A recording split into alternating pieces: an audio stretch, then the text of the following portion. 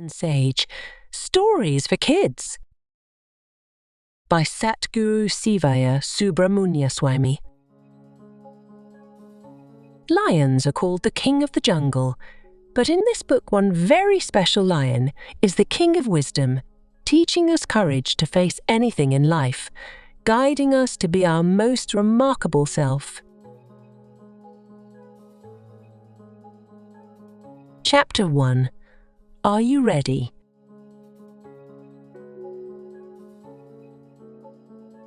Mystic Mouse had always been curious about life, but was never happy with people's answers. He heard from his butterfly friend about Lion Sage and decided to seek him out. Good morning, noble lion. I hope I am not disturbing your meditation. I have so many questions about life. I have come a long way to learn from you. Can I be your disciple?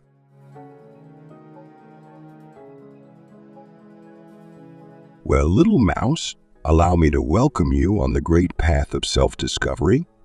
On this path, you will find the answers to your many questions and answers to questions you don't even have yet. I have a question for you. Are you ready?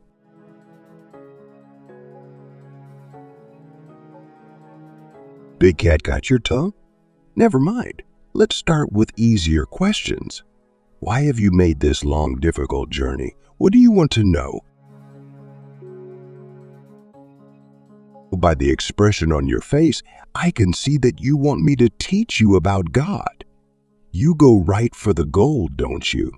Knowing God is indeed the highest goal in life, but it is also a difficult one that you must take step by step. Yes, I can help you do that. If you listen and learn with both your heart and your mind,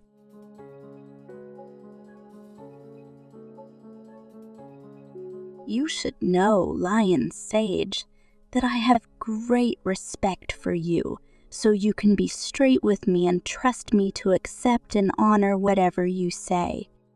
okay, then here it is. I must tell you something very important. It may sound a little strange at first, but I want you to know that you are not who people say you are, and you are not who you think you are. The wise say that you and God are one, so to know God, you must know yourself. One day, you will see that God and your real self not different. To understand such a thing, you must practice yoga. For success in yoga, you must first get to know two great gods, Lord Ganesha, then Lord Murugan. In time, they will lead you to God Siva. Please tell me more about God and the gods.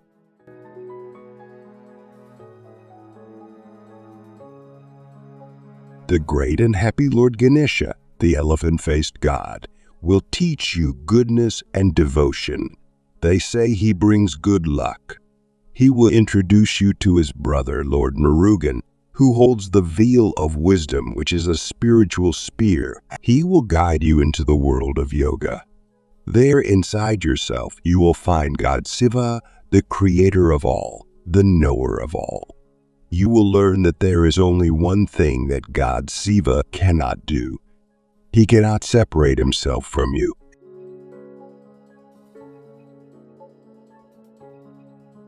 Ganesha, Lion Sage has sent me to meet you and give you this small offering. It's a sweet flower from my garden, and it comes with my prayer that you will bless my search for truth.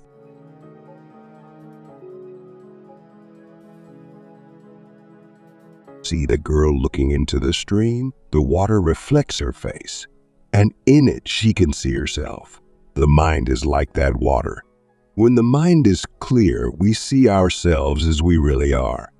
Many people have muddy minds, so they can't see themselves clearly.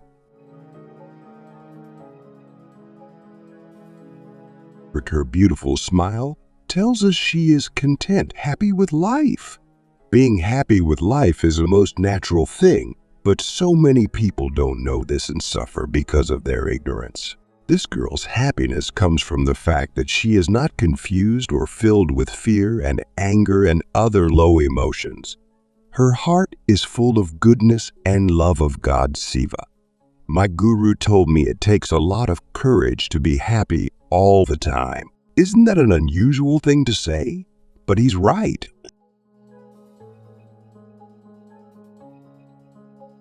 Her love of Lord Ganesha brings her much peace and joy.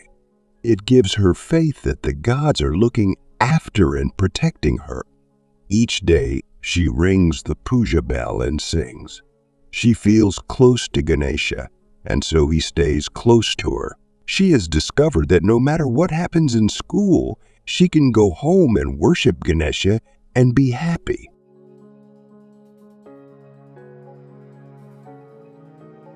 Now that you have seen this young girl, so full of devotion, do you think you can follow her example and work with yourself to be happy all the time?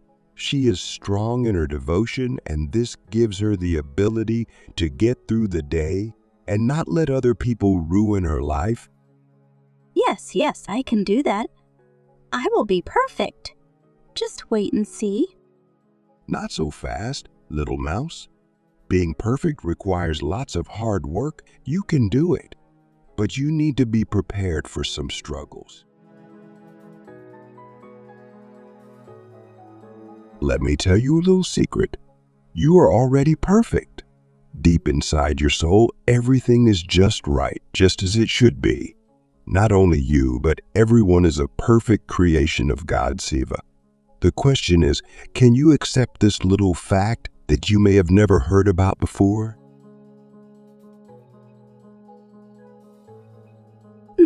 Oh, lion sage, when I look at my mind's reflection, it is cloudy and does not look perfect at all.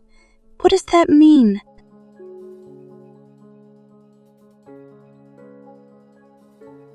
It means that your journey on the great path has begun, little mouse. I believe you will do well as you seek to understand yourself, as you strive to perfect yourself.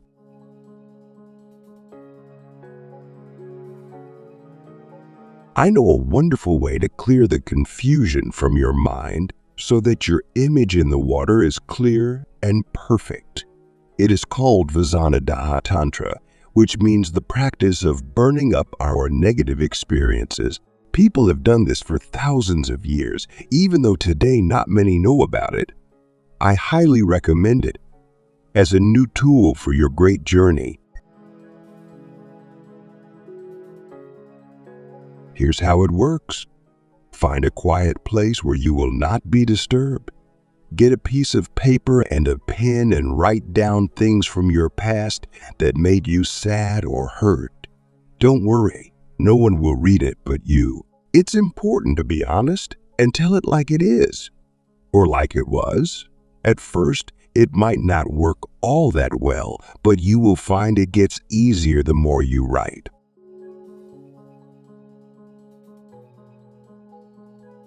Now find a safe and private place and burn that piece of paper and watch the flames fade away. You could use a fireplace or even an old metal bucket in the garden. Remember to respect the fire and be safe. If you still feel those feelings after a couple of days pass, write them down and burn them again. Finally, all of the emotion of those memories will go away. People use this practice anytime they feel upset or suffering some hurt. Try it, little mouse, and tell me if it works for you.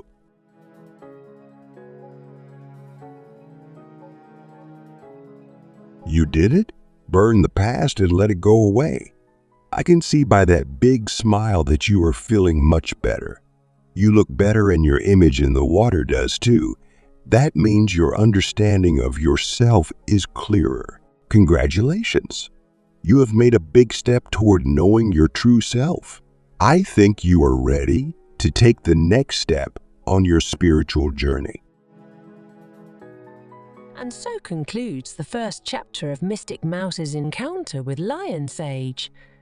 When Mouse asked Lion Sage to be his teacher, the great master asked the question, "Are you ready? Why?" Because only when we are ready to learn can we really learn. mystic Mouse learned that he must begin his search for his true identity by worshipping Lord Ganesha, who would introduce him to Lord Muruga at the right time for the practice of yoga. After Mouse saw his blurry reflection in the magic stream, Lion Sage explained that the water's reflection was nothing more than a reflection of Mouse's own mind. Confusion would make the image blurry. He then learned how to get rid of hurt and confusion by burning up and releasing the emotion of past memories. Mouse was overjoyed when he discovered that the simple practice actually worked. Old memories that used to be painful no longer hurt so much.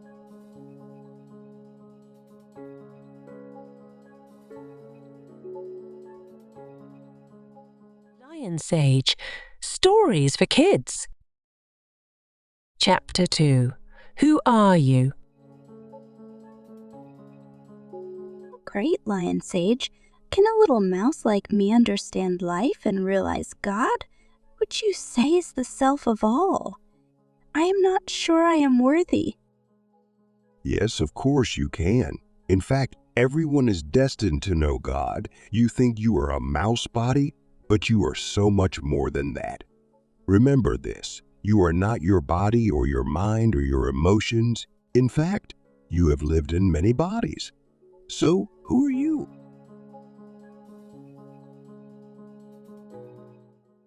Look inside you. You have not one but 5 bodies. You probably wonder, if I am not this body or this mind, then who am I?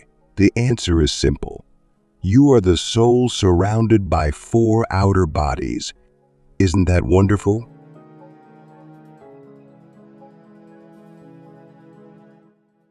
Your soul has a body of its own. This soul body is different from the other 4 bodies, which are like clothes worn over the soul body. You touch the world in your physical body. You think thoughts in the mental body. You feel emotions in the emotional body. You feel subtle energy in the pranic body. But you are not those thoughts, emotions, or sensations. You are the eternal and perfect soul, which is a body made of light and love.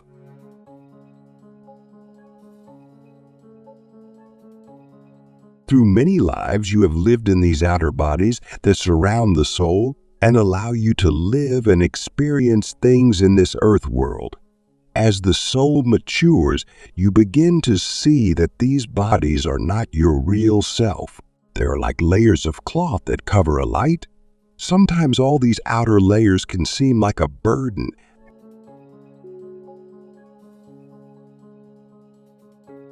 But one day you take off all those outer layers.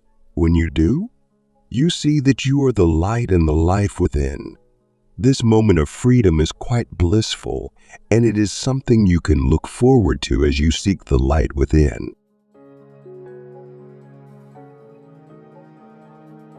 And while all of this is going on, the soul is growing stronger, becoming more and more beautiful, like a piece of clay being molded by an artist into a beautiful sculpture. All of your thoughts and feelings and experiences are molding a perfect you. Every experience, even a difficult one, is molding a perfect you.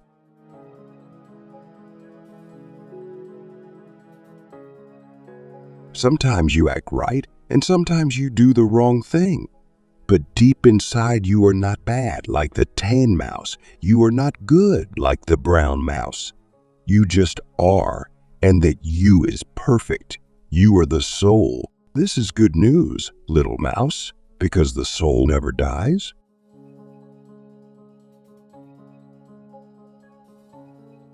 Now that you know this, you can bravely be yourself.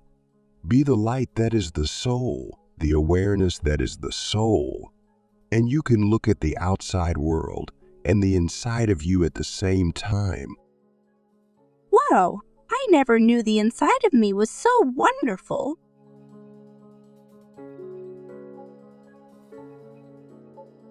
Look out upon the world as if you were an executive in an office on the top floor of a tall building, looking down at the city below.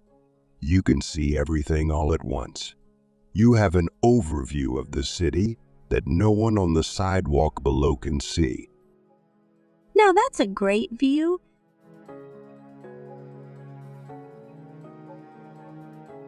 This is like the view that you enjoy when you look through the eyes of the soul. When you see from this height, your emotions don't go up and down, and you don't see things as good or bad. You just see them as they are and accept them. Why? Because you understand them. And you also understand that if you accept things as they are, you don't have to understand them.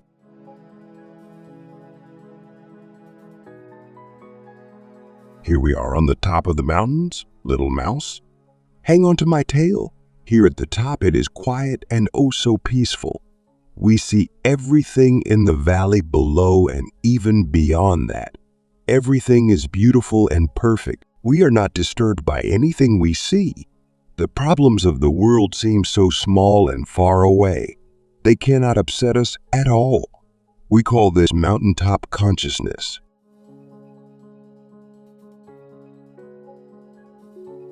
Once we see the world from this grand perspective, we are full of understanding, full of love and forgiveness. Our view is changed forever. Even when we go back down to the valley, we can remember what we saw from the mountaintop, and that helps us appreciate life and all of its creatures. Speaking of that, let's go see a movie.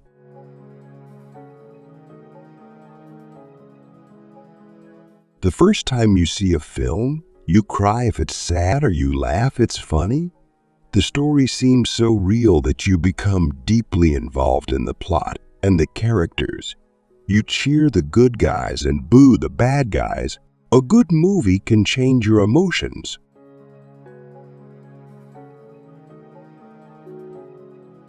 But if you watch the same movie a second time, you might get bored because you know what is going to happen. Instead of watching the story on the screen, you notice the projector light at the back of the theater. You are aware of others in the room more than you are aware of the story on the screen.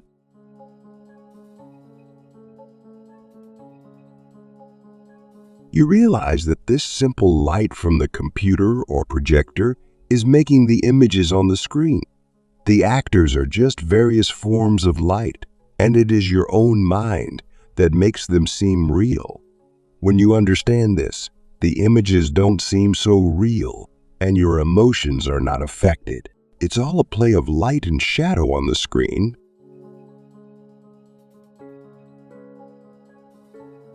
You might watch the movie a third time and begin to wonder about where the light comes from.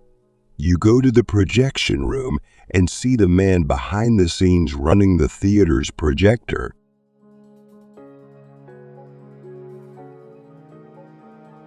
While watching the movie a fourth time, you may become aware of the music and soundtrack or the boy behind you eating popcorn. Each time you watch the film, you are seeing more, your experience is bigger, and you are less lost in the story. You are more aware of how the movie was created.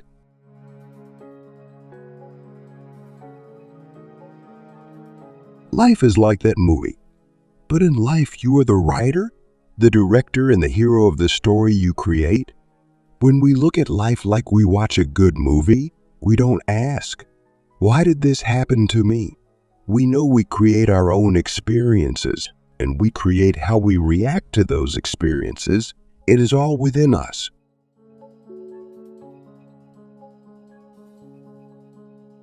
God Siva, the self, is the source of the light that makes the movie that we call life. One day, you will find that light within you, little mouse. It is the light that creates your experiences. Like the projector's light created the story on the screen. Be patient.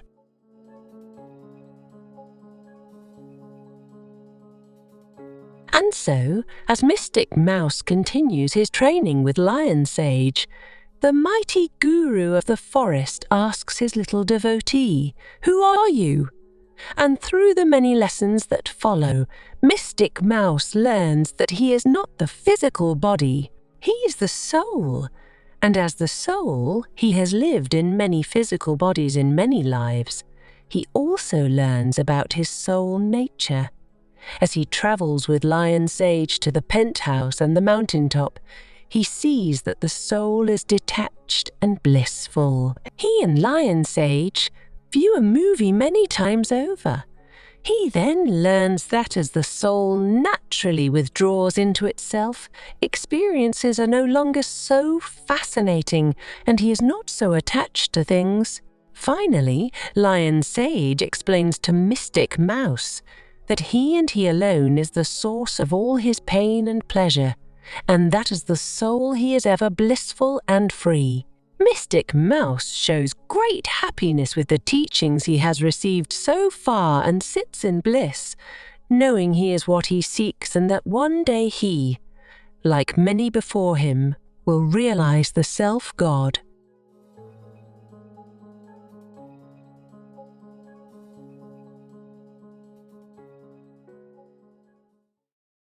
Lion Sage, Stories for Kids.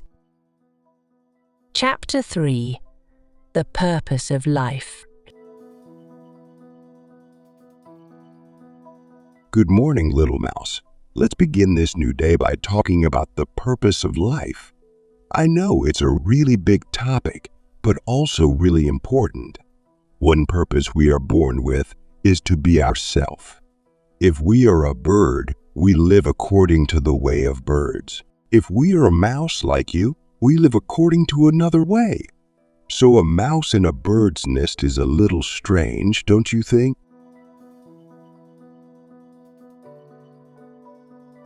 But first you have to know who you are. You are a mouse, not a bird. But also you are more than just mouseness. You are a divine being, and that being inside you has never ever changed. It has been the same for many lives. It's been the same within you since you were a little child. Find that and you have found your eternal soul. Say to yourself, there is something within me that never changes, no matter what happens. There is a quiet place deep inside you. Let's try to find it. Sit upright with your spine straight. Hold your head up high. Quiet your mind. Can you sit without having any thoughts? It is not as easy as it sounds.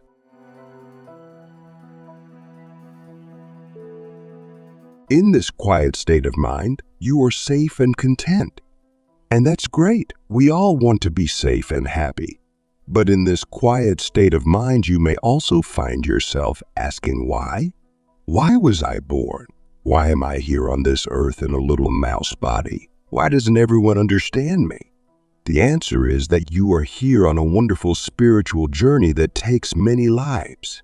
Your ultimate goal is to know the self. The self is the real you, the part of you deep inside that never grows old, that never dies, that is always perfect. When you know your perfect self, you will also look around and see that the entire world is perfect, every little part, every leaf, every cloud, every flower and butterfly.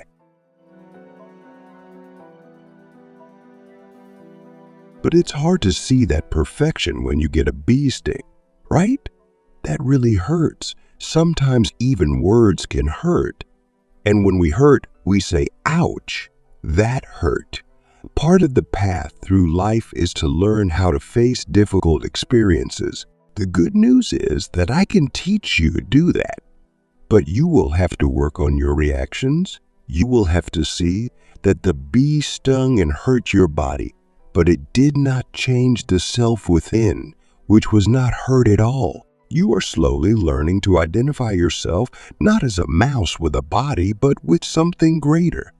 This takes practice. Remember when you were sitting quietly and there were no bees around? There was no hurt, only bliss. You were getting to know your blissful soul body that is there night and day inside the physical body. When you're in the soul body, you can see light, sometimes within your head. This is an amazing light because you can see it even in a dark room, even when your physical eyes are closed. This is called the clear white light. and many mystics have seen it throughout history. You are a soul made of light, surrounded by a mouse body. One way that teachers of long ago have explained our life is to compare us with the lotus flower, which grows in a pond with ducks and fish and other plants. You grow like the lotus, which has its roots in the mud, which is like your instinctive nature. Its stalk rises through the water, which is like your intellect. Finally, the beautiful lotus flower, your soul, rises above the water, above the thinking mind, and opens in the presence of the sun, God Shiva. To understand our highest self, it is necessary to understand time. Time is not just seconds and hours and years. Time is often thought of as having three parts: past, present, and future. The past is like a history book. The future is like a planning book. And now is the book you are writing at this very moment?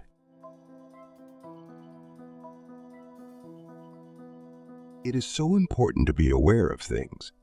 Aware of yourself, aware of your surroundings, aware of people and what they are saying and feeling. To be aware, you only have to observe. This makes you more sensitive and caring. That is great. I have noticed that you are always aware of me and of everything around you, Lion Sage, and I have also seen how sometimes I don't see things that you do. I would like to be more observant like you. I can see how that would make life more interesting.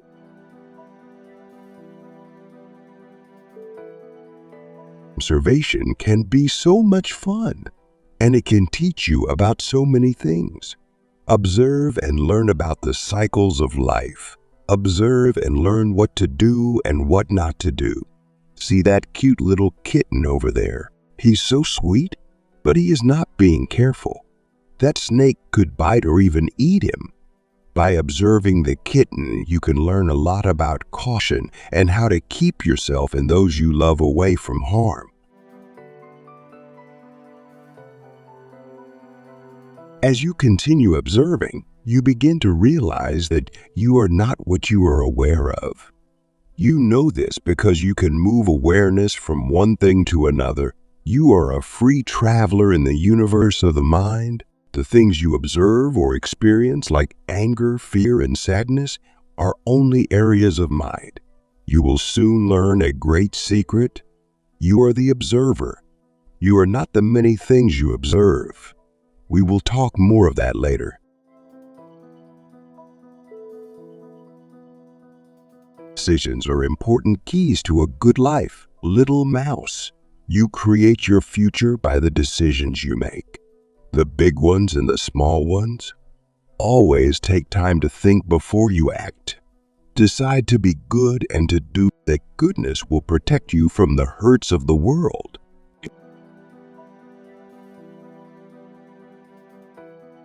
It is so important to do good and be good. When you do that, you are the best you can be. Wise decisions build on each other to create a way of life that gets better each day. This joyous life that you live in the now builds a magical future that will be rewarding beyond your highest expectation. Your future is created by one important person, little mouse.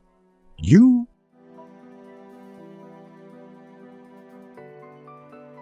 These flowers are for you, Grandma Mouse. I picked them in the garden just for you. You've been so kind to me, and I don't think I ever said thank you.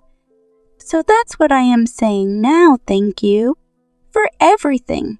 If you are wondering why all this appreciation, I am trying to do good and be good. Something the Lion Sage taught me. He says an attitude of gratitude makes everyone happy. When we are thankful, it is impossible to be angry or jealous or bored or unfriendly.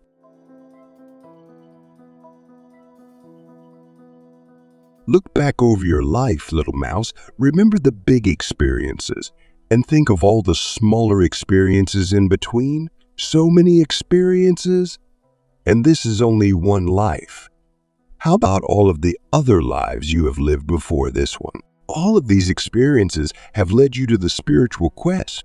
And now you ask, who am I? Where did I come from? Where am I going?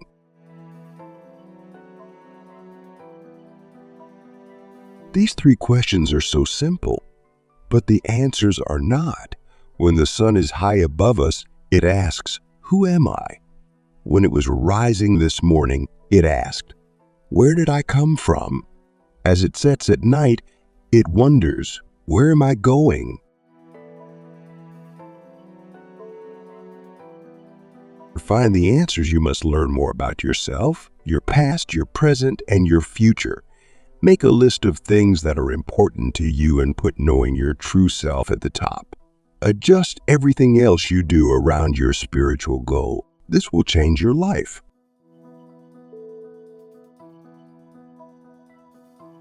Ask yourself, why? Why am I here? And answer, I am here on earth to know and love God. I am here to understand awareness. I am here to help others. I am here to connect with my highest self, my true identity. Now let's go, little mouse. We have lots of work to do.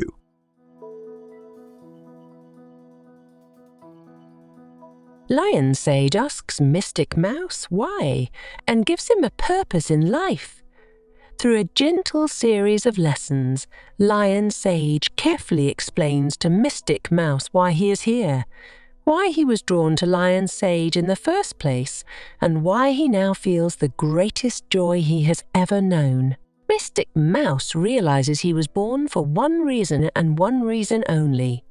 He now has an inspiring goal in life, one that makes every action and decision full of meaning. As the sun sets behind the great mountains of yoga, Lion Sage is especially inspired. He turns to Mystic Mouse and says, "You are here on this planet to know your divine self, your highest self. Direct all of your energies toward this one thing, and then the tremendous power of desire will be for the one goal, not for the many little goals toward which desires usually flow. You will see who you really are and how wonderful you and every human being is deep inside."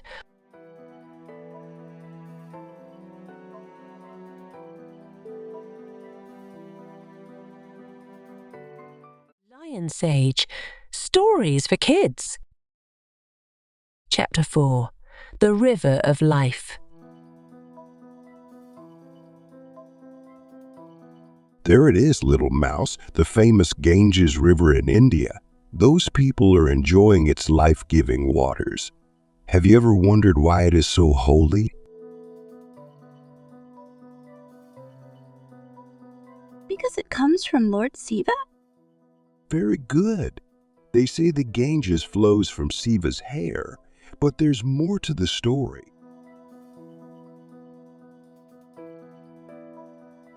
This river is like your life.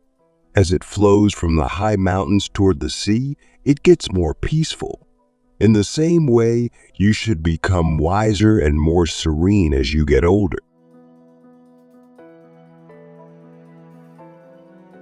The river is not flowing freely here, O Lion. What is that? Just look at that big tree log, little mouse. See how it is holding back the water? Think of that log like an attachment in your life. Attachment means holding on to people and things. I think I understand if I am holding on to something. I am attached to it. What are our attachments, Lion Sage? Fear is one. When we are afraid, we hold on to the banks of life's river. We fight the river of life when we hold on to fears. We fight the river when we worry about the future and regret what happened in the past. Negative attachments block our path, just like that log blocks the water.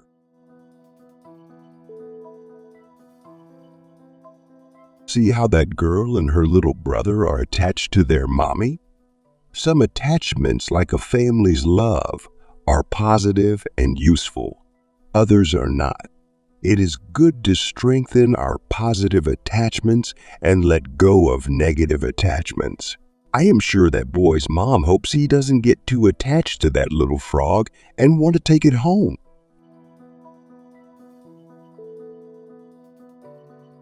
This heavy log is like a big negative attachment in my life that disturbs me and is not useful. It has blocked the river, and because of it I'm stuck and making no progress. Let's see if I can get it moving. Good example, little mouse. Like the river, life can be blocked by our attachments. When that happens, we can no longer flow downstream toward our destination. So, what do you think we should do next?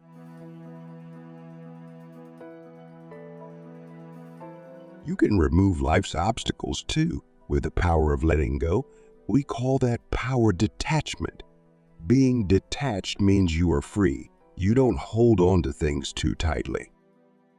You, Lion Sage, you are my hero. Now that you have pulled the log out of the river, I am free to flow with the river of life.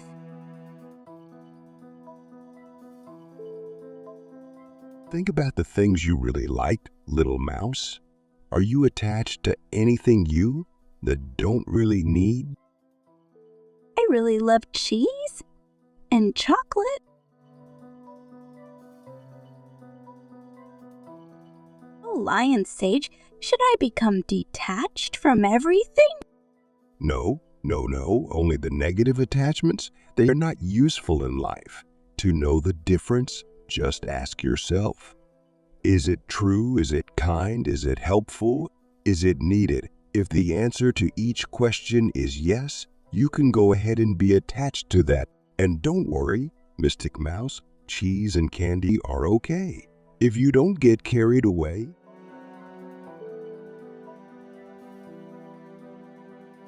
Our attachments are stored in a part of our mind called the subconscious. Look at that basement down there. We live on the main floor, but we store old things in our basement. To be free of old attachments, memories, and experiences, we have to go into our subconscious basement and straighten it out. Just like our house, our mind is more enjoyable when it is nicely organized.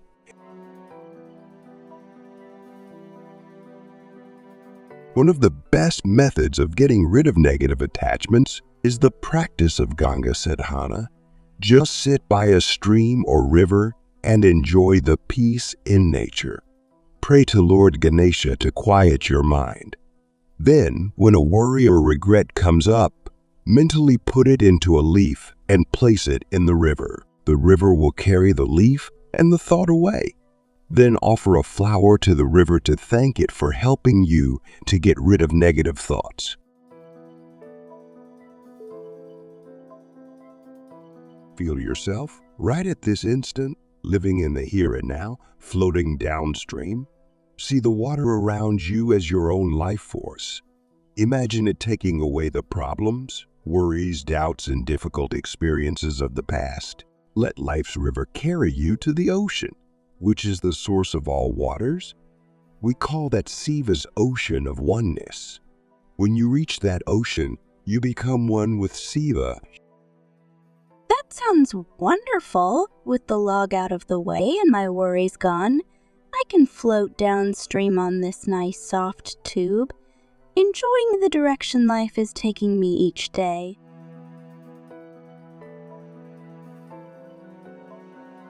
And so it is that Mystic Mouse learns about the river of life. He learns about attachment and detachment. Lion Sage teaches him to let go of negative attachments by practicing Ganga Sadhana at the river's edge. He never imagined that he had so many things, including memories, that he was clinging to. As he goes again and again to the river and puts his thoughts and feelings onto the leaf and watches it float downstream, a great joy fills the mouse's little heart. He has let go of the banks of the river of life and started flowing with things that happened to him, not resisting, not feeling he is stuck and not making progress. This new freedom has brought him great happiness, for now he is free to be himself and flow with the river of life.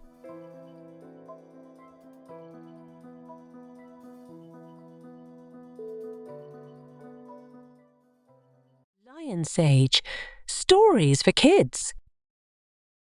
Chapter 5, The Story of Awareness. Sometimes I think I am a lion who is aware of other lions in my family. Sometimes I am a lion experiencing the forest or the rain. But all the time I remember I'm aware of these things. I am actually the awareness more than I am a lion.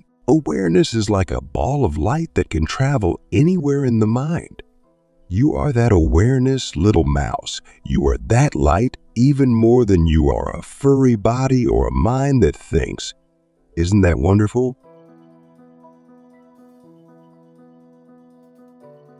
Awareness is very subtle and hard to understand. To experience awareness, we must watch where it goes.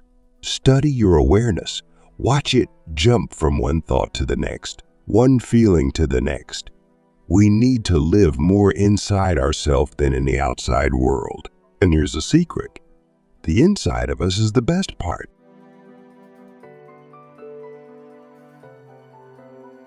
When we live mostly inside ourselves, we see that we are not what we are aware of. This means we are not our thoughts. We are not our feelings. In fact, we can change what we think and feel. I am teaching you how to control your thoughts and feelings using your intelligence and some simple tool. We can even choose to accept everything and be content in all circumstances. Acceptance is a great power. Life is full of happy things and also sad, little mouse. When we do not live within, we get stuck in the outer part of the mind. This means that when we experience unhappiness, we think we are unhappiness. But that's a wrong idea. There's a better way to look at life. It is what my guru taught me and what I want to share with you. And happiness is only one of the many cities of the mind, some good and some not so good.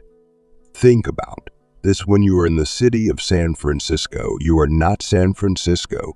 You are just visiting a great city. When you are in unhappiness, you are not unhappiness. You are just visiting that part of human experience. You are greater than any experience you have, positive or negative.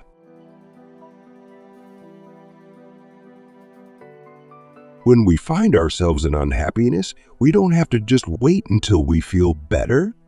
That could take a long time. There are two things we can do to move awareness toward happiness. First, we can control our breath. When we control our breath, we control our mind. Second, we can make our spine straight. It is impossible to be unhappy when the spine is straight. Learn these two little secrets and you can always be positive.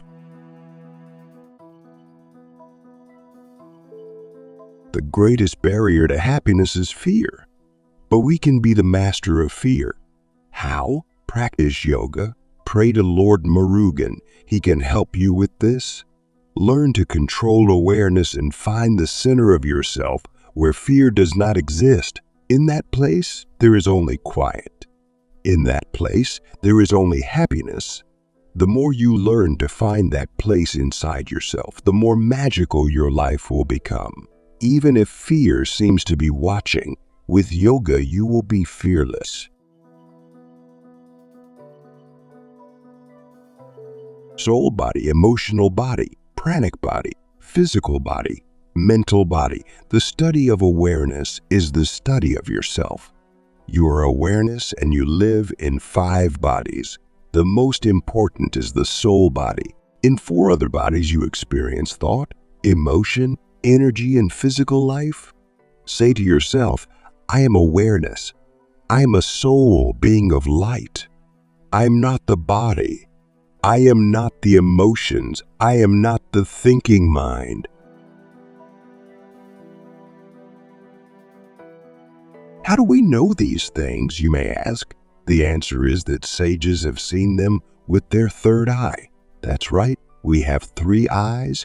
We see the world with our 2 physical eyes. In meditation, We see our thoughts with our third eye. When you see yourself exercising in a dream, you are using your third eye too?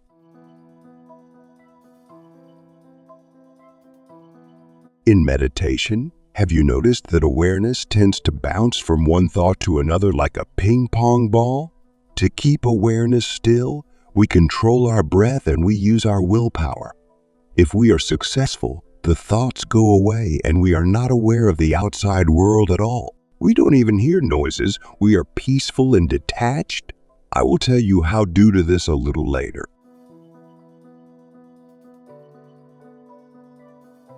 The quest is to gain control of awareness and keep traveling positively through the mind to life's most important goal. The mind is like a maze. We must find our way back through this amazing maze to the source.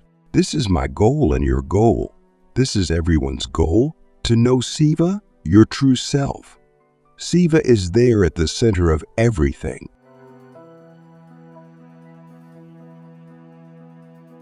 Realizing the self is not simply knowing your personality, your small self. It is the experience of Siva within you. Your mission is to just be quiet, just be aware, just be. It's so simple, but simple can also be hard.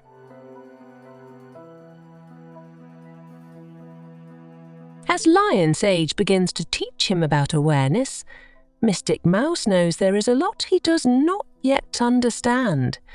No one has ever discussed these things with him before. He finds that just hearing about awareness and the self-God fills his mind with inspiration, giving him a goal beyond anything he ever thought possible.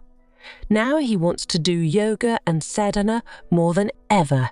He wants to learn to meditate, to control his breathing, to quiet his mind and emotions. He is beginning to understand that there is such a thing as an inner life which is different from the life all of his friends talk about. This inner life seems more interesting each time he is with Lion Sage.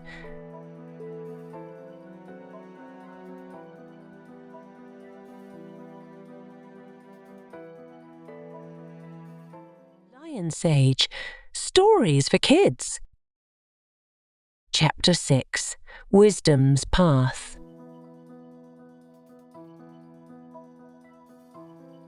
There is no your mind in my mind. There is only one mind. We are all part of the one cosmic consciousness that pervades everything. I call it Siva consciousness. Wow, Lion Sage, that makes me feel like I'm a part of everything. It's a good feeling. Yes, you and I and all beings share one mind. This is a wonderful yoga teaching. As an individual awareness, we each move through this one mind in the same way a person travels through San Francisco or around the earth. Just like there's a one earth with many cities and places, there is a one mind with many ideas, feelings, and things to experience.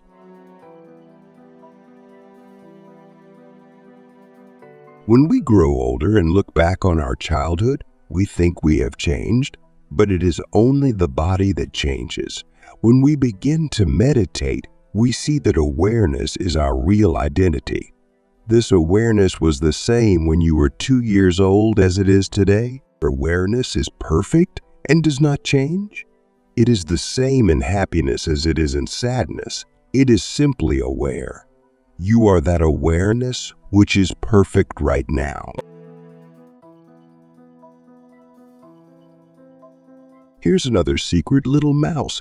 Everything is perfect right now. The soul sees this clearly. The thinking, feeling mind may not understand this. Looking out at the world through the thinking, feeling mind is like having blinders on your eyes like a donkey. Those blinders keep the donkey from seeing the big picture. The carrot of desire dangles right in front of his nose and he goes after it, unaware of the world around him.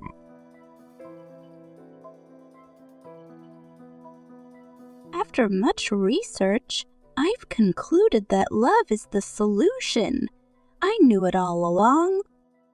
Your soul nature understands that everything is perfect. Intuition is sometimes called the voice of the soul. Intuition works rapidly. It is reasonable but does not use the process of reason. When you reason something out, it takes a lot of time. Intuition is immediate, like lightning striking unexpectedly. Reason is slow, but eventually it will come to the same conclusion.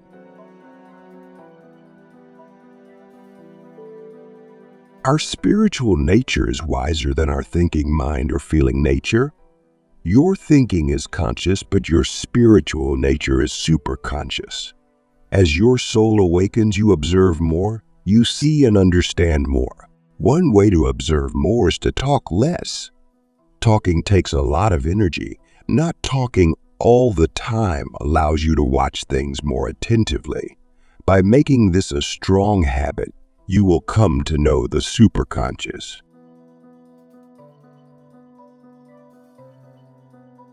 When you are superconsciousness, beyond thinking and feeling, you are pure life.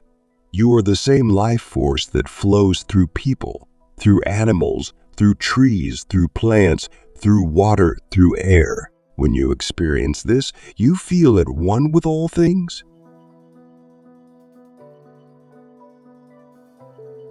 As we soar within through meditation, we experience superconsciousness.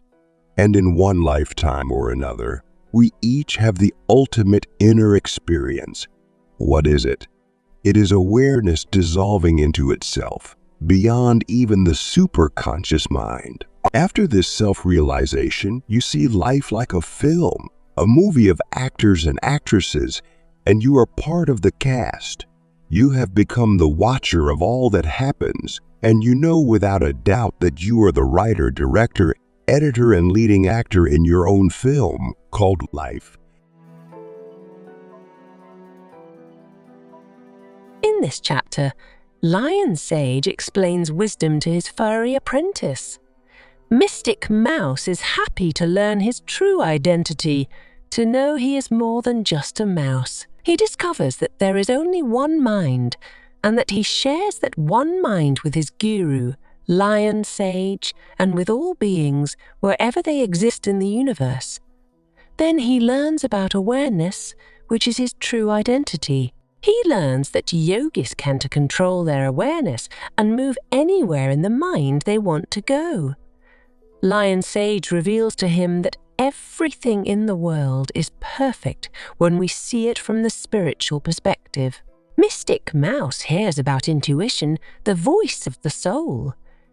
Lion Sage cautions Mystic Mouse about not talking too much, explaining that it blocks intuition.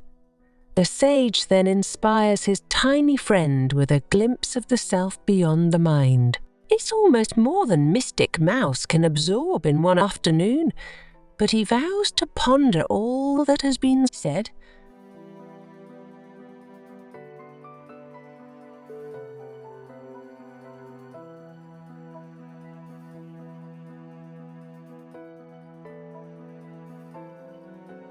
Lion Sage, Stories for Kids. Chapter 7, Willpower. We can learn much from nature, little mouse. Look at that butterfly. He started as a caterpillar, wove his cocoon, and now is transformed into a butterfly. He will migrate to South America. Imagine that delicate creature flying almost 5,000. That takes willpower. For our journey within, we also need lots of energy to push us forward, day after day, year after year. We need a strong willpower. Let's learn about that. Look at that mother bird in the tree. Day and night she looks after the needs of her chick. That's not an easy job, but she has the determination to do it. That is called willpower. It is what allows us in meditation to concentrate, to focus our energies, and not be distracted. This means that if you decide to do something, you do it. You finish everything you begin. Always do a little more than you think you can. If you face a challenge, find a way to overcome it. This strengthens your will. Discover the will within you. It is very important.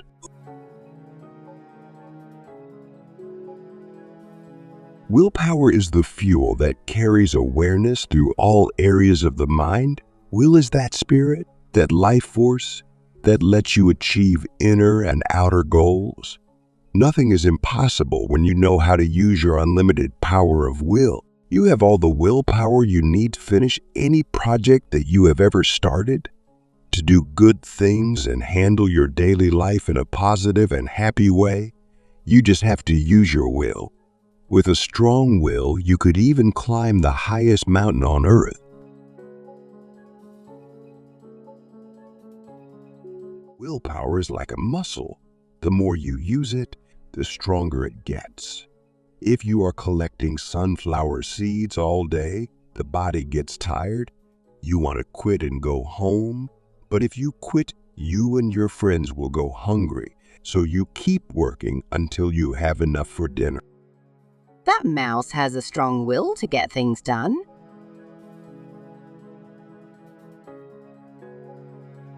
One way to discover your willpower is to feel the energy in your spine. It is coming from the source of life itself. When you want to feel invincible, go into your spine. Feel the power flowing out from the spine to all parts of the body. Use that power and you can achieve anything. This subtle energy in your spine is actually the beautiful, pure intelligence of your soul, the being of light that is you. This inner being has been maturing through many different lives. The great ones all have a strong willpower. They are not stopped by obstacles. They are not discouraged. They never quit.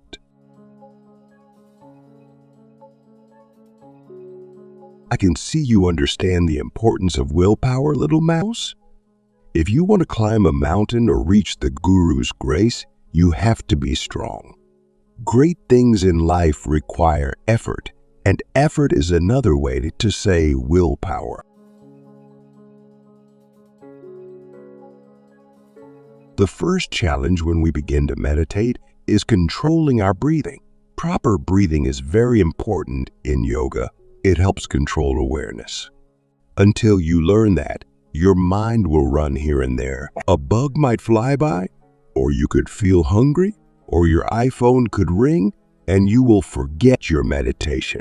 All of this is natural, but if you keep breathing properly and using your willpower to bring awareness back to your meditation, you will succeed. You will overcome all distractions and find peace within.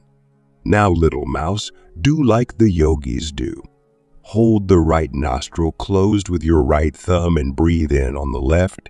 Then hold the left nostril closed with your ring finger and breathe out through the right nostril. Continue this for 2 minutes to gain control of your breath. Mystic Mouse discovers that the greatest tool for the practice of yoga is right within himself. Willpower. Leon Sage explains that to use the will is to direct all energies toward one point. And he says, this can be done all day long in all that we do, not just when we are meditating. By using willpower in our all-day life, he says, we are making ourselves stronger and we are able to accomplish more things. Willpower is like a muscle that needs exercise. The more we use it, the more willpower we have. Lion Sage is quick to caution that yoga's not easy, because distraction is a real challenge for everyone who tries to quiet the mind.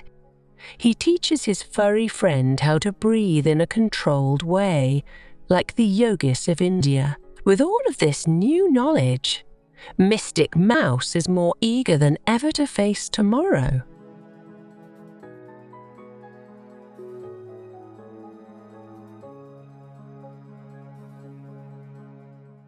Lion Sage, Stories for Kids. Chapter 8. The Clear White Light.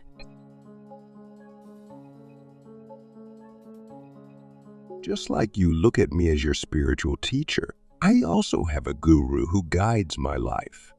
There he is, deep in meditation. That magic carpet he is riding moves at the speed of thought. I have told him all about you, and he is eager to meet you. He looks so peaceful. I am trying to be as quiet as a mouse so we don't disturb his meditation. My friends and I are honored to meet such a great soul.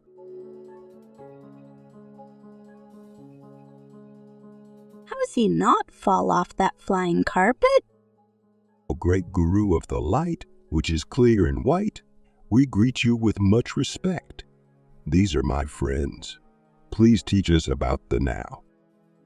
Namaste. Friends of Lion Sage, you can call me Swami. I live simultaneously in this physical world and in the world of light. I see how eager you all are to learn about the great path.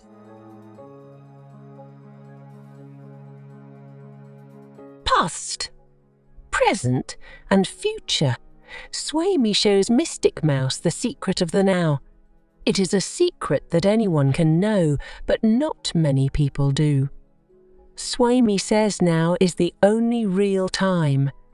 The past is just memory and the future is just hope and what-ifs. The past and the future can never give us peace. Because Swami lives in the now, he can move effortlessly into the light anytime he wants. When the now becomes interesting to us, we work daily on the yoga practices I have been talking about, Mystic Mouse. This strengthens your nerve system. As you live more and more in the now, you are free of past sorrows and future fears. Lion Sage is right, little mouse. When you are now, you are more focused, more able to do things. See, everyone, the guru knows so many things that we are just learning about.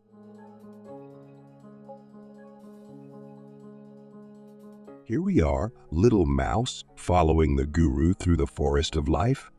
As long as we are with him, we are safe and sure we are in the right place, just where we should be. Always listen to the guru and follow his instructions. He will lead you to God. Om Namah Shivaya. Om Namah Shivaya. Om Namah Shivaya. Gurus are great.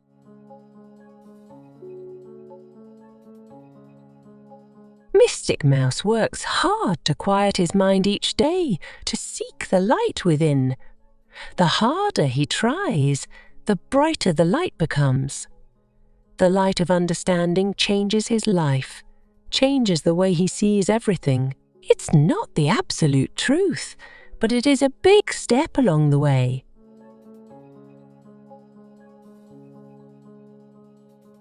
Lion Sage teaches his furry friend to use the light in a special way. The light can remove fears and anger, jealousy and confusion, even bad memories.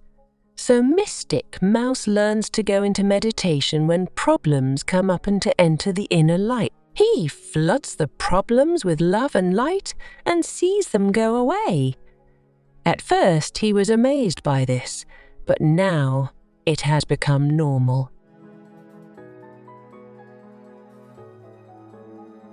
Before going to bed at night, Mystic Mouse learns to sit in a yoga pose. With his eyes closed, he reviews the major experiences of the day backwards, from sunset to sunrise.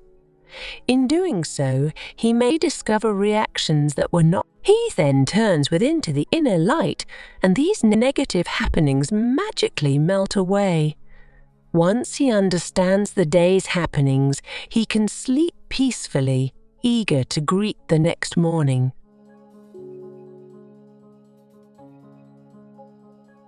Lion Sage gives our mouse a little mission which he calls spreading the light. When Mystic Mouse is full of light and love and happiness, this also makes those around him happy. He is discovering his most wonderful self, drawing closer and closer to Siva, who is the source of that light. Light brings forth a golden future, not just a Mystic Mouse, but also for his family and friends.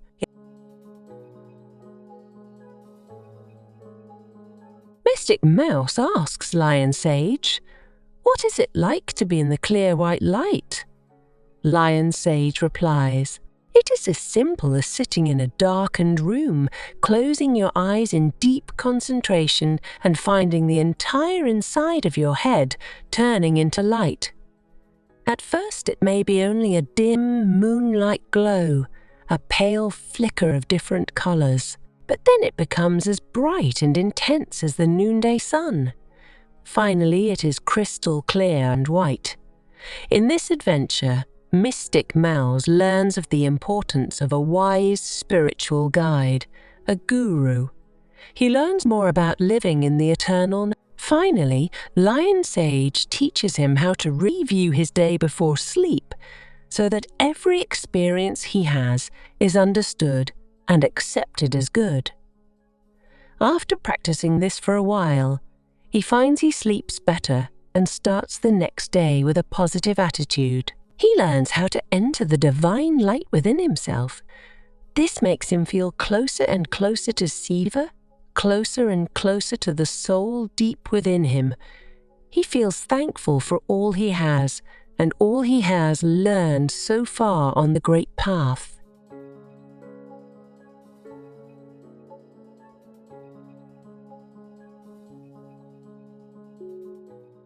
Lion Sage, Stories for Kids. Chapter 9, The Lotus of the Heart. You have done well, little mouse. With all of these big ideas, here is a new one. Visualize within yourself a lotus flower like this one I am holding. See the flower in the center of your chest, right within your heart. Use your willpower to find the lotus of the heart.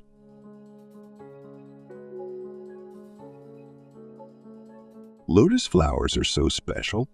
In India, they are grown in large ponds near temples as an offering to god Siva. Did you know you can even eat the lotus roots? It's true, they are quite popular in Asia, but now we are interested in another kind of lotus. Sit quietly just as you do for meditation. Breathe in through one nostril and out through the other to balance the energies. Now visualize the lotus flower and inside of it see a small light about the size of your thumb. Siva, the self-god, is deep within that light within your heart.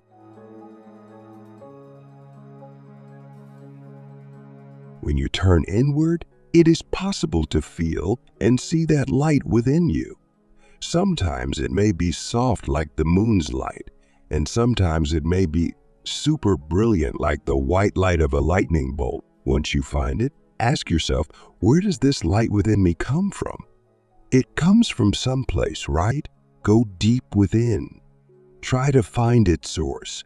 Each time we control our breathing, we bring ourselves a little closer to that source of life and light within us.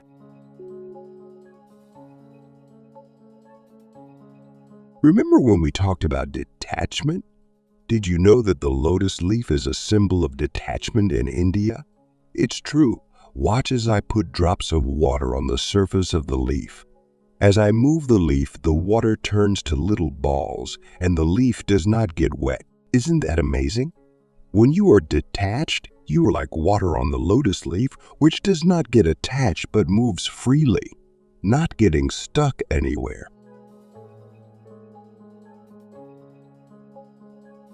We control our individual awareness more than we realize when we practice the control of breath. Here's the simple method I use. Try it yourself. Breathe in for 9 counts, hold 1 count. Breathe out for 9 counts, hold 1 count. This time, when you breathe in, use the diaphragm and not the chest. And when you breathe out, see the tummy go in. This is a better way to breathe for meditation. If you never heard of the diaphragm, it is a big muscle just below your rib cage. Do this for 2 minutes and see how you become more alert and alive.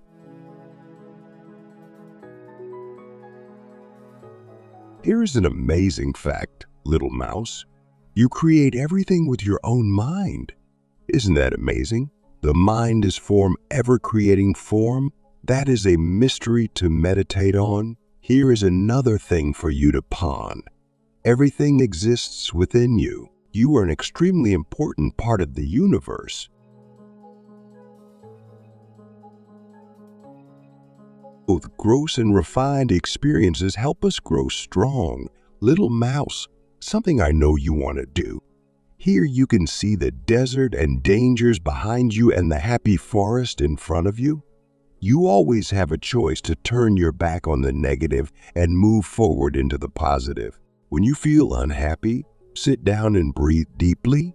Be thankful for all you have. If you work hard, you can stay out of the unhappy parts of the mind almost all of the time.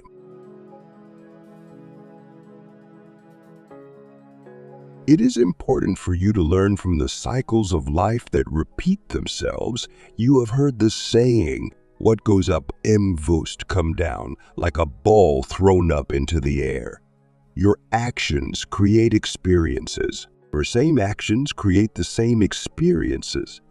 By adjusting your actions, you can shape your future. When your actions are not controlled, they will create a different future than you may want. Like this ball you threw coming back to hit you on the head. Remember, you create your future by your thoughts, words, and actions. So, be smart and create the best future. To experience the light in the lotus of the heart, we must do what our conscience knows is right. We must follow Dharma and cultivate the beautiful lotus within, just like we would care for a lovely flower in the physical world. We water the lotus with our good thoughts. We protect it from predators with our love of life. We fertilize it with our efforts to quiet the mind and meditate.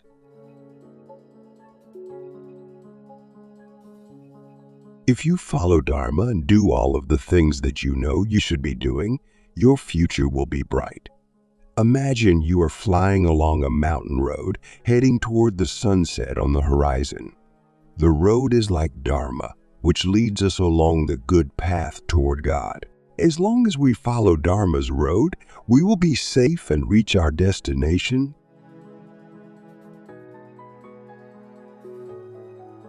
Lion Sage teaches Mystic Mouse about the light within his heart and how to become aware of it.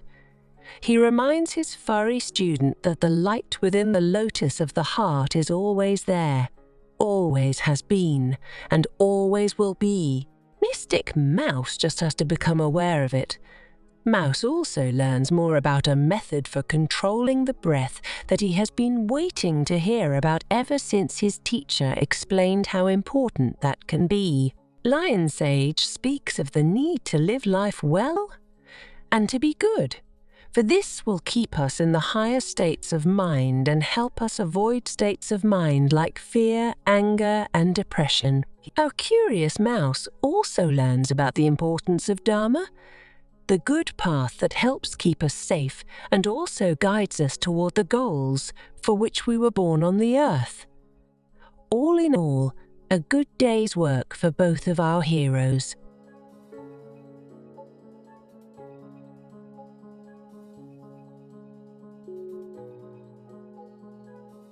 Lion Sage, Stories for Kids. Chapter 10. From Darkness to Light.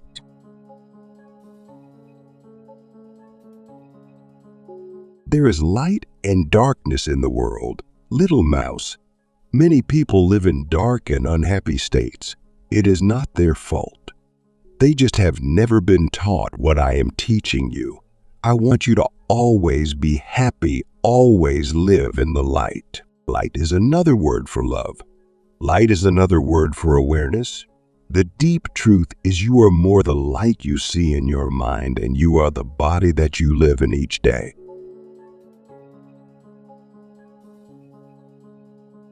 History, you are learning about so many things. History, math, languages, and more. These are important in the realm of memory and reason. But there is another, more important part of you.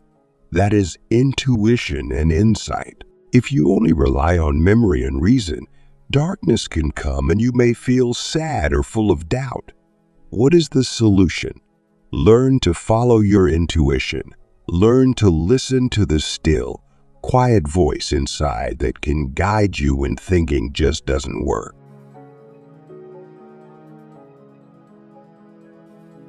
The next time you feel worried and discouraged, or things are going wrong, sit down and look for the light inside yourself. Here's a tool I learned from my guru.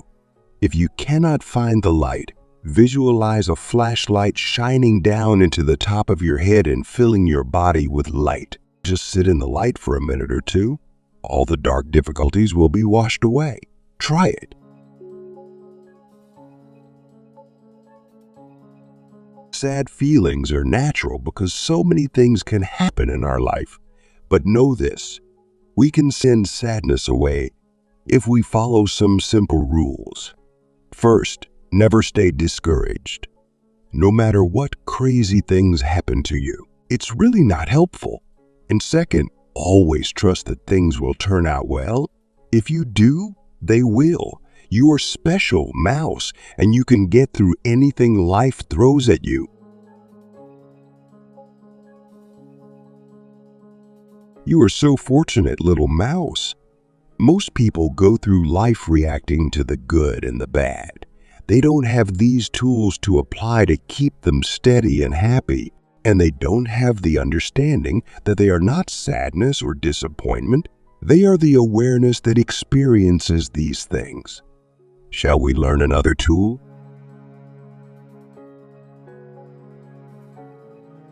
Here is another exercise that will help you. Enjoy the company of everyone you meet and feel love going out to them. Say to yourself, I like you and you like me. And really feel it. When you like people, it is easier to understand them and it is harder to criticize or get angry with. And if you like everyone you meet, the whole world is your friend. I like you, and you like me.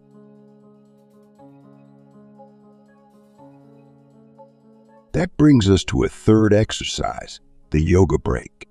Even a few minutes of yoga during the day can cheer us up and give us fresh energy. Try it. Find a quiet place and lie on your back and stretch out. Take a deep breath and command your body and your mind to relax and let go of all thoughts. As you breathe in, visualize a powerful light flooding into your tummy.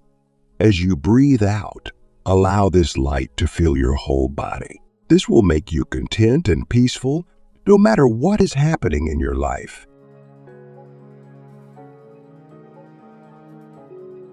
Where does the power of our life come from? It comes from the light deep within, from God's Siva. That light lights up the whole world. The more light in your mind, the more life in your day. When we stop for a short yoga break during the day, we silence our thoughts, we quiet the emotions and become calm. With the yoga break and your other tools, you can turn darkness into light like a magician. Mystic Mouse has learned so much today, especially about understanding how he can face anything in life, the good and the not so good. Lion Sage speaks of light and darkness. Mouse understands that this translates to happiness and sorrow. And of course, like everyone, he wants to be happy as much as possible. So he listens carefully as Lion Sage tells him about intuition and following your inner voice, and about flooding the body with the light of the mind, and especially about how to make friends with everyone in the whole world. Then came the lessons about the yoga break and how to use it, even for a few minutes, when things don't seem just right. Mouse learns that, with a little practice, he can control his emotions and face anything. He can learn to love everyone and be loved by everyone. Mouse can't wait to use his newfound tools, since he knows now that things are going to come up, problems are going to enter his life. He is more ready than ever.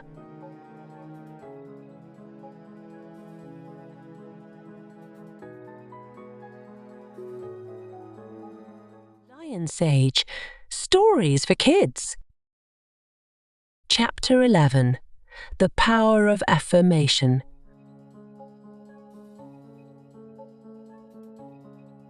Words are powerful things, Mystic Mouse. Even though you know thousands of them, you don't know about the power of thoughtful repetition. There is an old saying that the pen is mightier than the sword. I want to teach you about affirmations. They are positive statements repeated time and time again. Try it. Repeat such a statement aloud while mentally see it coming true. If you do this day after day, it can change your life. Oh, Lion Sage, I'm inspired and ready to learn more about positive affirmations. My life could use some changing.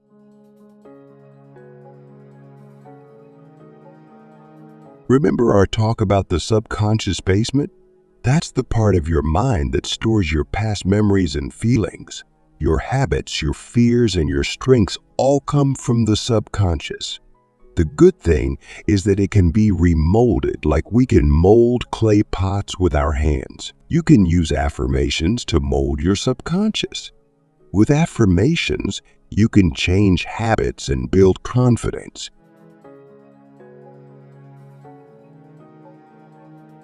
My favorite affirmation is I can, I will, I am able. If you practice this one, it will make you confident about everything you do.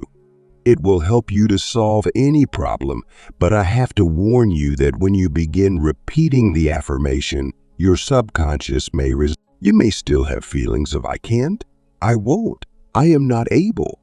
Just ignore these doubts and keep repeating your affirmation. You must not give up saying to yourself, I can, I will, I am able. Don't just say it. Also feel that I can, I will, I am able to accomplish what I plan.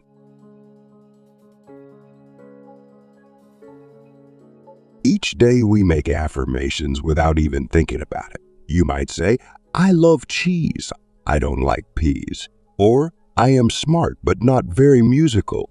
We mold ourselves with our words, and not always in the best way. We can limit our growth by thinking negatively, like this flower suffers when it gets no sunlight. Our goal is to understand how our words and thoughts shape our life. Then we can create new positive affirmations, letting the flower grow strong and healthy.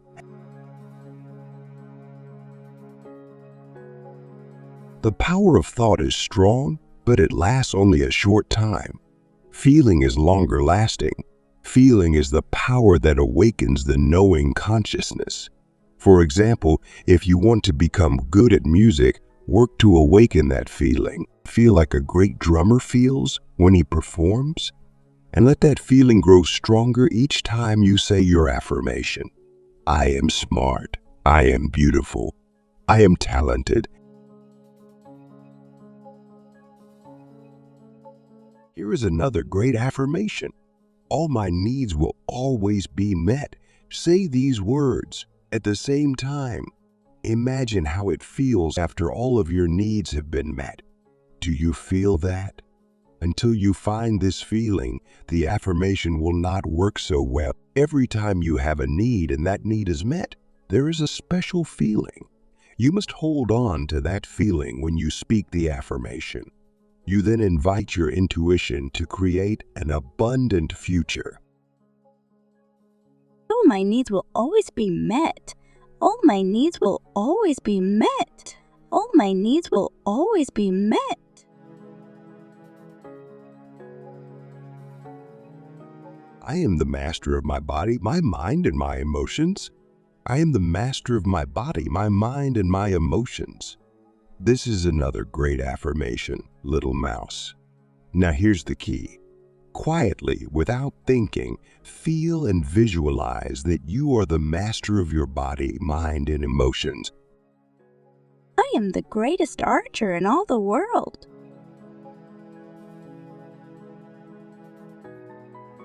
You can write your own affirmations for different purposes. But remember, they are powerful.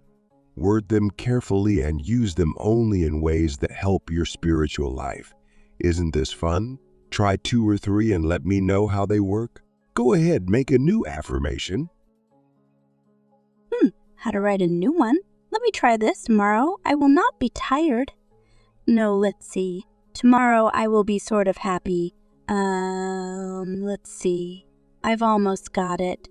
Tomorrow I will wake up filled with creative energy.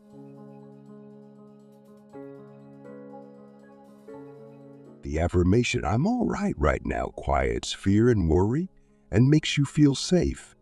Use this affirmation anytime things seem difficult or are not going the way you had hoped, or anytime you feel uncertain about what might happen in the future. You can repeat it morning, noon, and at night. I'm all right right now. I'm all right right now. I'm all right right now. I will be what I will to be. I will do what I will to do. I will be what I will to be. I will do what I will to do. I will be what I will to be. I will do what I will to do. If I want to be a doctor, I can do it. Or an astronaut. Or an athlete.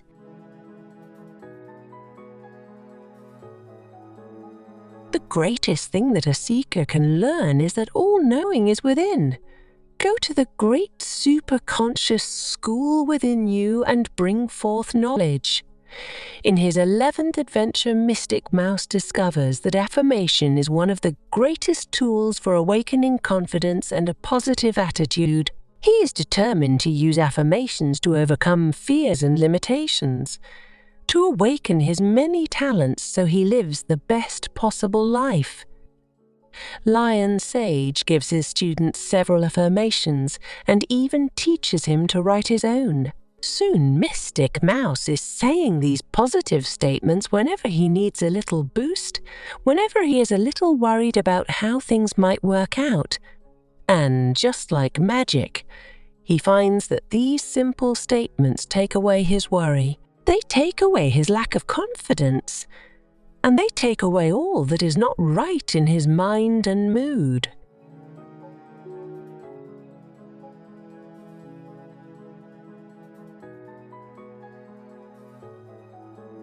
Lion Sage, Stories for Kids.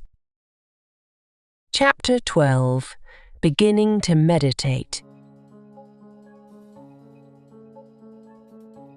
Mystic Mouse and his friends look down from a hill as a forest fire burns the trees they love so much. It is a sad day for them. Naturally, they are afraid, and Rabbit even runs away. They are caught in a swirl of negative emotion and don't know how to get out of it.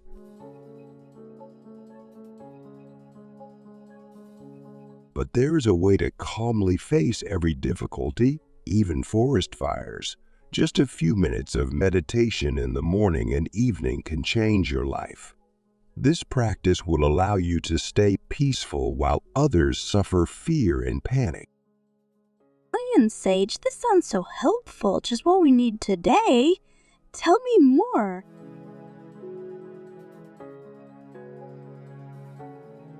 One small warning, little mouse. Meditation arouses the subconscious mind, which contains memories, emotions, and embarrassing secrets, things that happen that we regret and might want to forget about. Ooh, this is painful. I remember the day a bully stole my rag doll.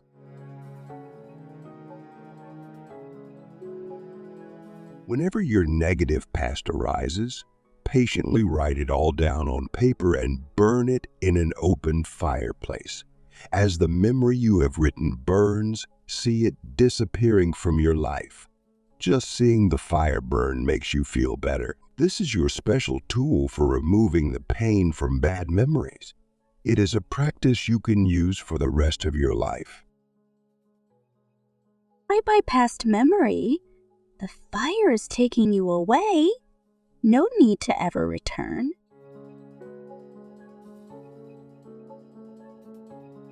Many meditators stop practicing when unhappy thoughts fill their mind. Remember this, little mouse?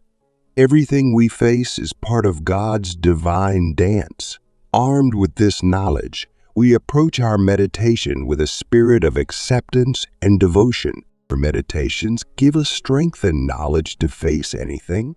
We meditate each day, no matter how we feel. In fact, meditating when we don't want to is sometimes the best meditation of all.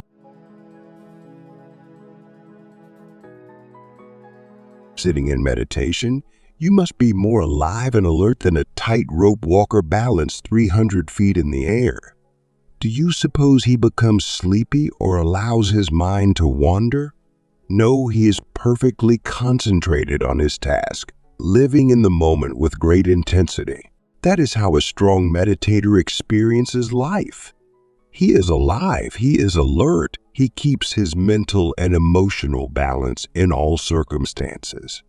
Now, little mouse, isn't that a great goal for you?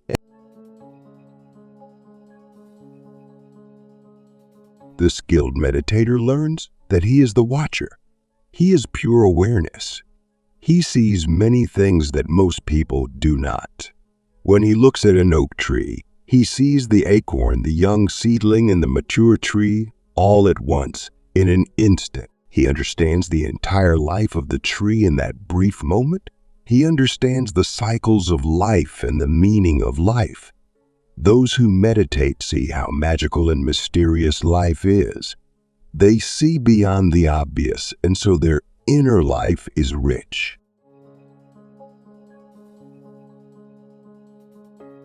Meditation is similar to watching the play of light and pictures on a digital screen. When you identify with the pictures, you experience emotion.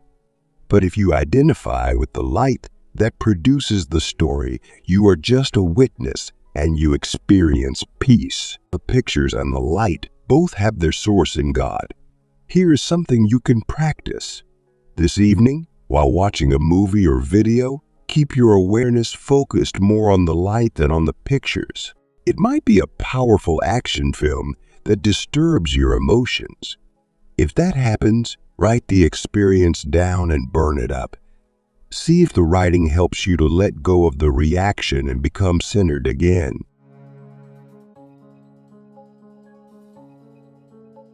My guru told me the world is made of two forces, two kinds of energy. It's a simple and useful way to understand things around us. The first energy makes up the world around us and includes our physical body and desires. It is called odic. The second is pure life, an energy that floods out from deep within your spine, from the source of life itself. This spiritual energy is called actinic. If you study these two, you will understand much about it. Meditation happens within the actinic forces of mind. The word actinic means made of light. We can move from odic to actinic energy through breath control. Do this as I taught you before. Breathe out the same number of counts as you breathe in. This quickly brings you into an area of the mind that does not think but is intensely alive and peaceful. Then we are ready to meditate. Think of yourself as a glowing ball of light flowing through all areas of the mind. Be like a traveler moving freely through various parts of a city.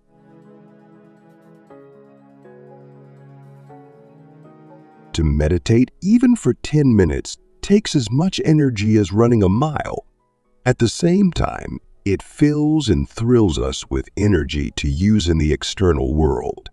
After meditation, don't just sit around. Work to improve every part of your life. Learn to give and to give freely without looking for reward. Learn to work for work's sake and not for a reward. Learn to observe the world around you in its many details. Learn to share and help others. If you do this, your life will improve every time you meditate.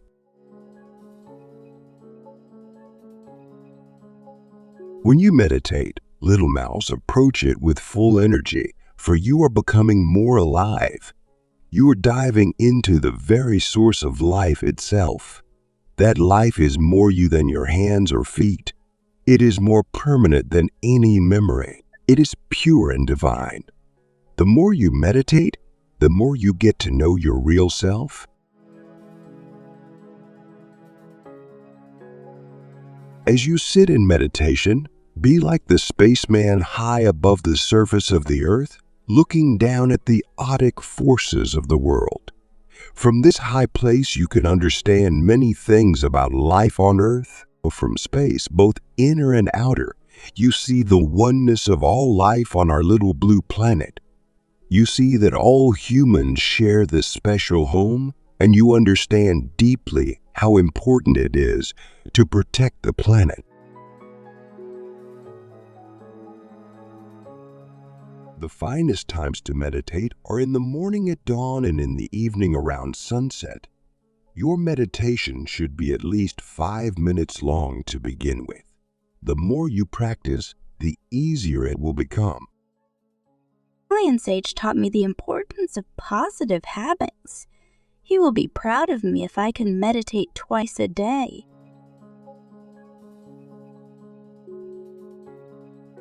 A meditation plan of 10 minutes breath control, 5 minutes feel the spine, 10 minutes be awareness. Decide on a daily time for your meditations and do your best to stick to it each day. Choose what you're going to meditate on before beginning. Then stay with that subject. Try not to wander off in a new direction.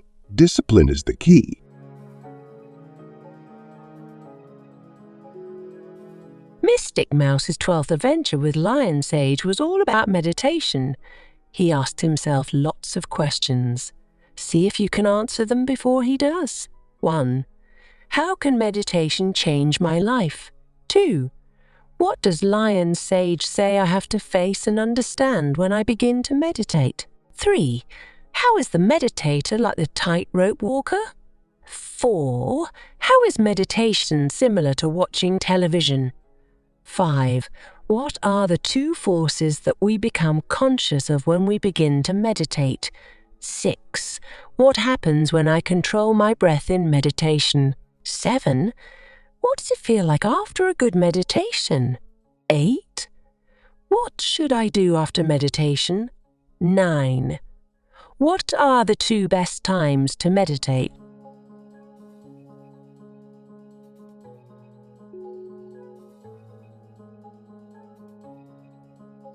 Lion Sage, Stories for Kids. Chapter 13. 5 Steps to Enlightenment. Look, Lion Sage, I am serious. I really want to learn to meditate. Let's get started. What do I do first? Very good. As we discussed earlier, there are 5 steps to enlightenment. They're called attention, concentration, meditation, contemplation, and self-realization. Each step is a preparation for the next, and each one must be understood. When we seek to meditate, we often start with some half ideas, some wrong ideas, and a few really silly ideas. Getting the right ideas is like having a good map for getting somewhere. If you understand these 5 steps, your map will be accurate.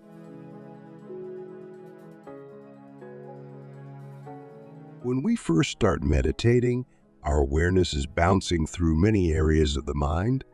It's like this ping pong ball, always bouncing. To control it, we call upon our willpower. It's like learning to control the ping pong ball. It takes practice and attention. What is attention? Attention is the first of the 5 steps on the path. We keep awareness focused upon only one thing. The more attention you have, the better you can play or meditate or do just about anything. So pay attention, little mouse. I do love ping pong, and I do see your point, Lion Sage. When I keep my attention on the ball, I can return it so much better. If I start thinking about dinner, I usually miss it. So, attention is the thing I will practice next. Awareness must be like a hummingbird hovering over a flower. The hummingbird doesn't move, the flower doesn't move. Similarly, your awareness doesn't move. The physical body and the breath have to be in a certain rhythm for awareness to remain still, like a hummingbird over a flower. Once we are really good at attention, we automatically discover the next step, which is called concentration. Think about the flower. Each time your awareness moves, bring it back to the flower. This is what we call concentration, not allowing the mind to wander.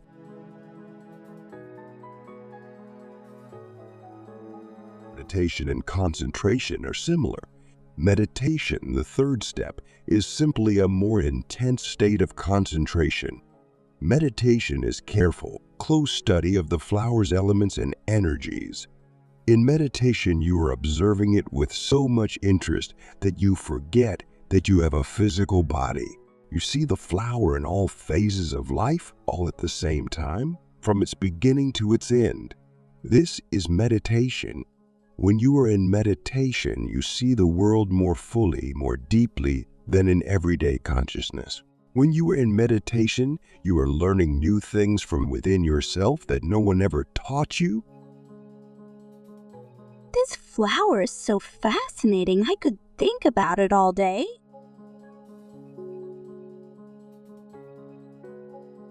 When meditation is perfected, we come into contemplation. This is the fourth step. In contemplation, we discover the wholeness of the flower. Then we go deeper, deeper, deeper within, into the energy and the life within the cells of the flower. And we find that the energy and the life in the flower is the same as the energy within us. The flower is in us, and we are in the flower. We are so very alive that we can't even move. We're not even thinking. Yogaswami once said, "I went in and in and in and so deep within that a bird was sitting on my head." Why is that amazing? Because the bird did not even know he was a person and felt no fear. In that moment, Yogaswami was sitting in deep contemplation.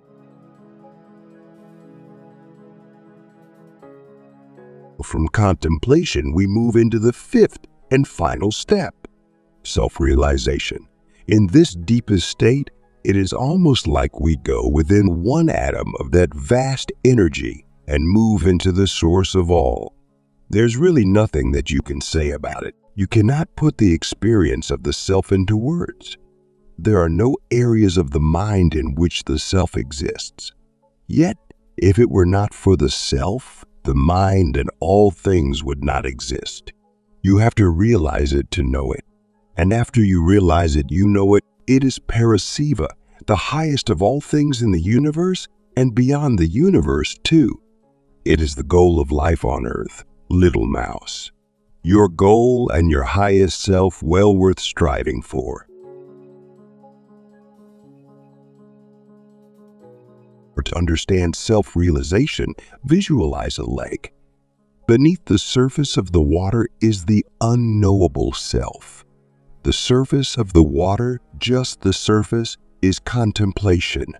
We are going to dive through pure consciousness into the self. We will call the physical body awareness. First, we prepare. Attention. We walk around the pool and get ready for this great dive. Concentration. We focus on our objective. Meditation. We examine the lake, studying out what and how and where we are. Contemplation. We stand on the edge of the water, on the brink of the absolute, and then we jump into the source of all. The body disappears. The emotions disappear. The mind disappears into the self that is the real. After this self-realization, we have a new way of looking at everything. We will never be the same.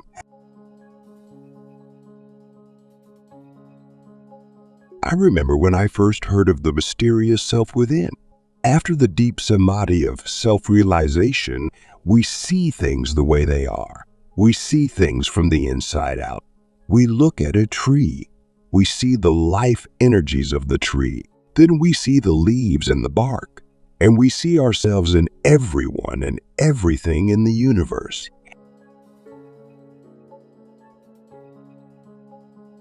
Little Mouse has a lot to think about and a lot to do as well. He knows that to self-realization, you have to really want it more than your life, for that is what it is, more than your life. Attention, concentration, meditation, contemplation, self-realization. Lian Sage has taught him that the realization of the self is worth seeking for.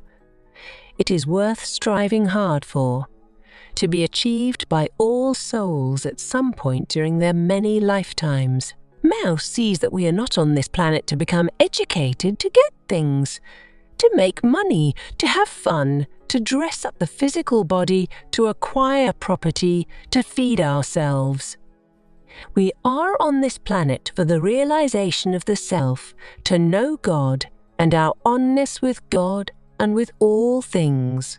This is what the great minds of the past have pondered. This is what the great yogis have meditated for in caves and in snowy mountains. Mouse knows the great path and knows the goal. Now it's up to him what he will do with that knowledge.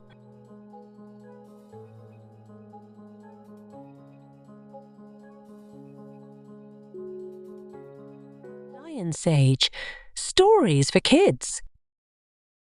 Chapter 14. Life, the Great Experience.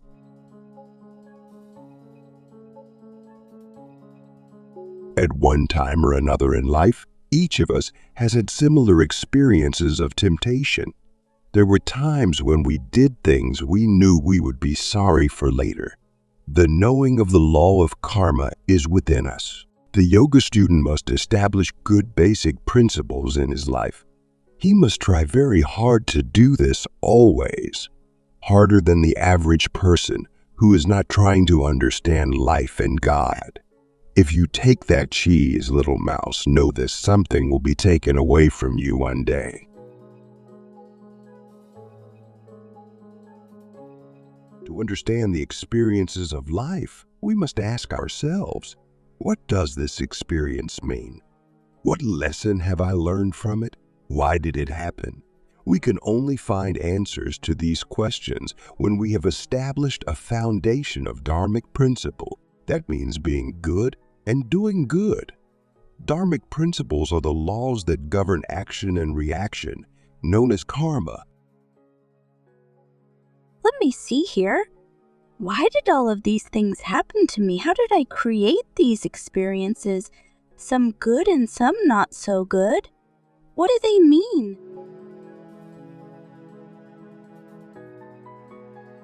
Mouse realizes that he sometimes feels that experiences of the past are a heavy weight on his shoulders, a burden that is difficult to carry. He sees that this happens when the subconscious is confused. Too many experiences have gone into the subconscious that have not been resolved through understanding. Everyone experiences this sooner or later. Mouse wants to ask Lion Sage how to face his burdens of the past, which can make him sad.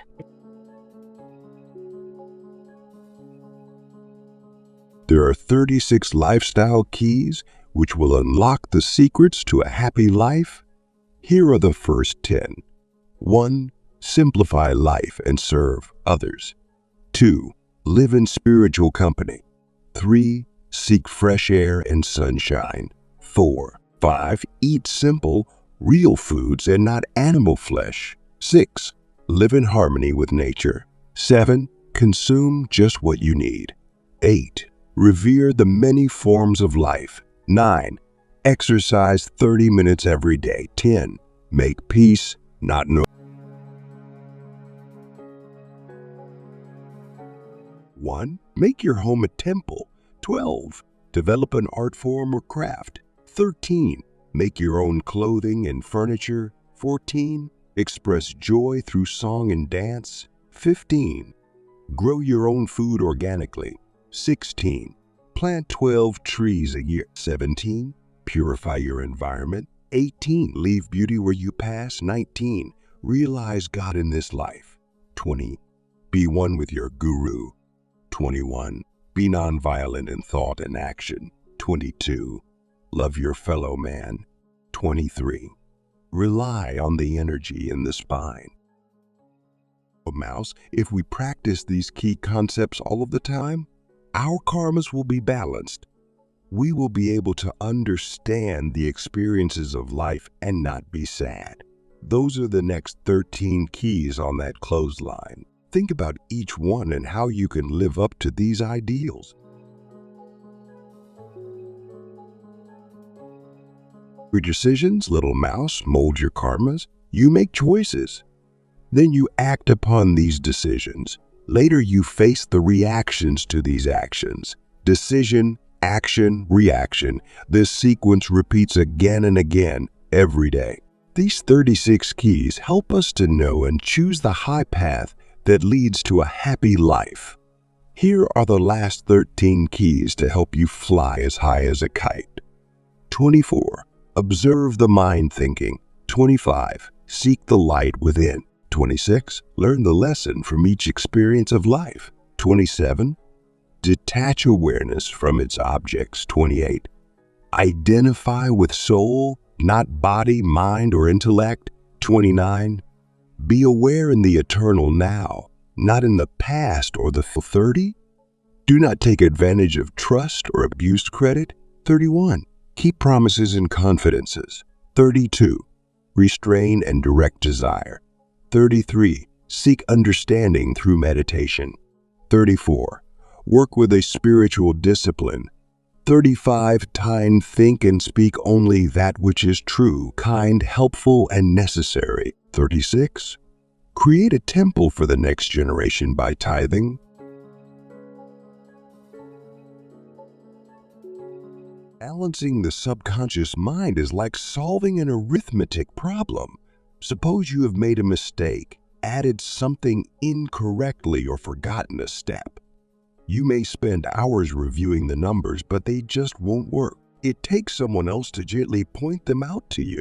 The equation is your subconscious mind. The figures are your experiences. Until you understand them, you will remain in a state of misunderstanding. I don't understand. There's your mistake. Now everything makes perfect sense. Suddenly it's easy. Life teaches us so many lessons, little mouse. Each experience is a classroom. One of your goals on the great path is to study your experiences and understand what lessons they have to teach you. When you fully understand everything that has happened, and you realize that everything you have gone through is only an experience, you will receive a report card from your own university.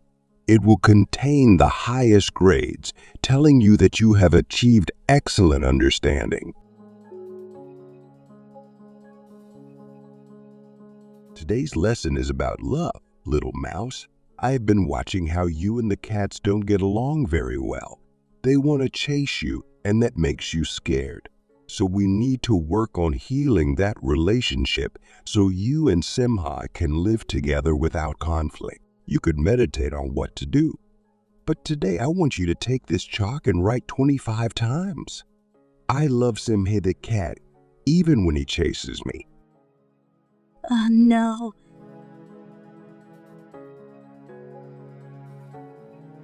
Understanding is important because if you fail a class, you will feel bad, and it will take you longer to graduate. If you haven't taken the lesson from an experience, you remain in the classroom, reacting to the event, even though it may have occurred years ago. When you change your fear of Simha to love, you learn a great lesson. You learn that love has the power to overcome all other emotions. With love in your heart, you can conquer not only fear, but also anger, jealousy, confusion, sadness, hatred, selfishness. Consistency is one of the most important qualities on the great path. It is through consistency in our daily life that we gain enough awareness to understand our experiences and learn their lessons. Through consistency, we can avoid many of the boulders that lie in our way on the yoga path to enlightenment. If we practice the art of being constant, we will unfold our destiny. If you do your meditation each day and your puja each morning and practice your pranayama breathing, your life will be serene and productive. My guru used to say, consistency is the key to the conquest of karma. See how wise he was? Study your approach to life today. Visualize a scale before you. Put the experiences understood and the lessons derived from them on one side. On the other side of the scale, put the experiences that you do not understand. See how they balance. If they balance evenly, you are well on your way. If the scale tips to the right side, you may consider dedicating your life to serving others. If the scale tips to the left side, you have got work to do, but you know how. When you began on the path, you were rightly interested in meditation and thought that was the way to peace and inner light. Now you know the path is also about living well, loving everyone, and following wise rules. Unless your mind is pure, you cannot really meditate for long.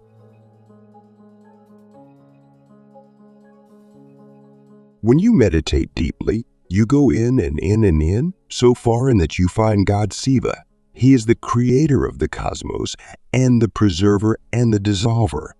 He does it all. One of his forms is Nataraja, king of the dance. He dances in a circle of consciousness in the center of all things, and since you are also consciousness, he dances within you. This is one of the discoveries you will make.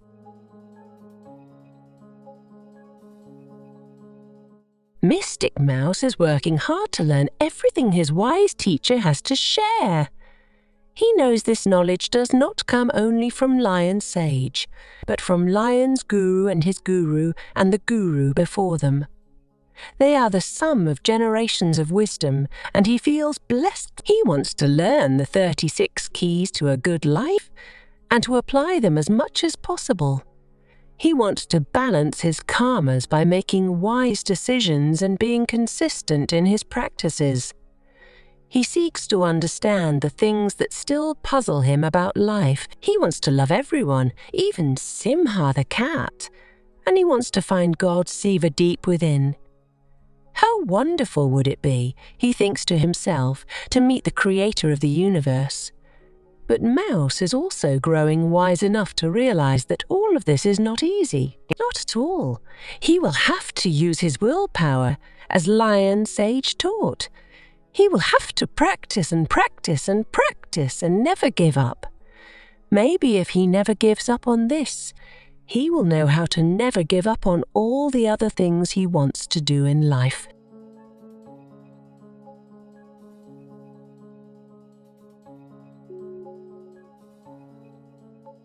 Lion Sage, Stories for Kids. Chapter 15. Facing Life's Tests. My dear little mouse, when we are children, we run freely because we have no great subconscious burdens to carry. Very little has happened to us. Of course, our parents try to prepare us for life's tests, but mostly we just want to play and have fun at this early stage of life. As we grow older, we learn to control ourselves like we restrain a strong horse with reins. The ancient yoga system provides guidelines for religious life. They are called the yamas and niyamas. The yamas, or restraints, give us a basic system of discipline for the instinctive mind. The 10 yamas are 1. Non-injury, 2. Truthfulness, 3. Non-stealing, 4. Celibacy, 5. Patience, 6. Steadfastness. 7. Compassion. 8. Honesty. 9. Vegetarianism. 10. Purity.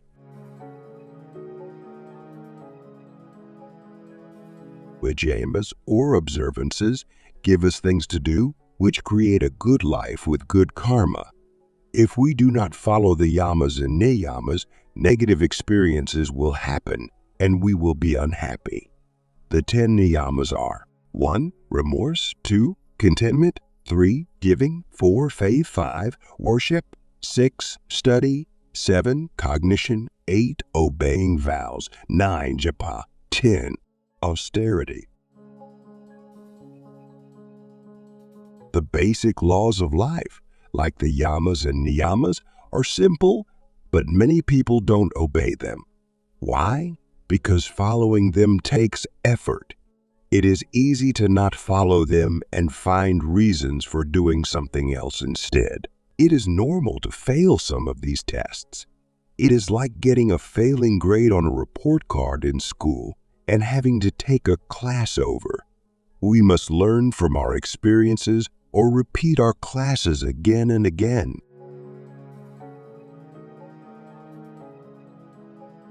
The yamas and niyamas can give you another tool to get a passing grade in the schoolroom of life. Do this. Take the list of yamas and niyamas and put it side by side with your recent experiences. See how well you are doing. Are you living up to the ideals, or are you still needing to improve? You can try this with 1 or 2 experiences to begin. If you learn something helpful, you can examine more of them.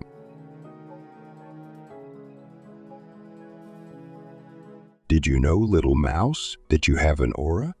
It's a field of energy within your body that also extends outside of you. An aura can be dark if the thoughts and feelings are dark, and it can be full of light if you have joy in your heart. As you meditate, the aura grows bigger. Some people can see this aura of colors, but most cannot. That's okay, it's still there. You can feel it in yourself and in others you meet. People with kind thoughts have blue auras, and people with mean thoughts have a lot of black and red in their aura. Your aura is nice and clear.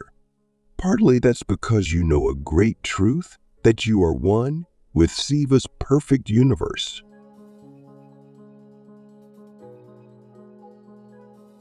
Pay attention, little mouse, to a law of the mind you may never have heard about. It is this: you are not in control of everything that happens to you, but you are in control of how you respond to things that happen to you. Take a steep canyon cliff as an example. If a rock you are standing on breaks and you fall to the bottom, that is beyond your control. But what you do next is up to you. You can lie there feeling sad, you can blame the mountain, you can be discouraged, or you can get up, know no one was at fault, and climb back to the top. Things large and small in life can be overcome with the right attitude. There are 2 ways you can face life's little temptations, little mouse. Imagine you have the best tasting cheese in the world in front of you, and that Amazon is offering you a new computer game. You can control those desires, or you can eat all the cheese and spend all your money on the game. Happiness in life is not achieved by indulging. We grow stronger when we learn how to control our desires.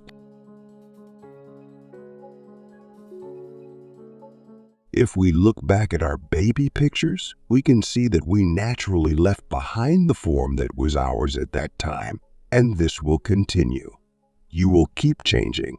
Every year will be different from the year before. Here is an exercise that will help you create the best of all futures. Visualize the way you want to be. See yourself succeeding, achieving your goals. The truth is, we all make our future with our thoughts, but some of us do this better than others. You make your own future, little mouse. How? By what you think, by what you feel, by what you plan for and work toward. No one but you can make your future. Only you can do this, so learn to do it well. That is my advice to you today.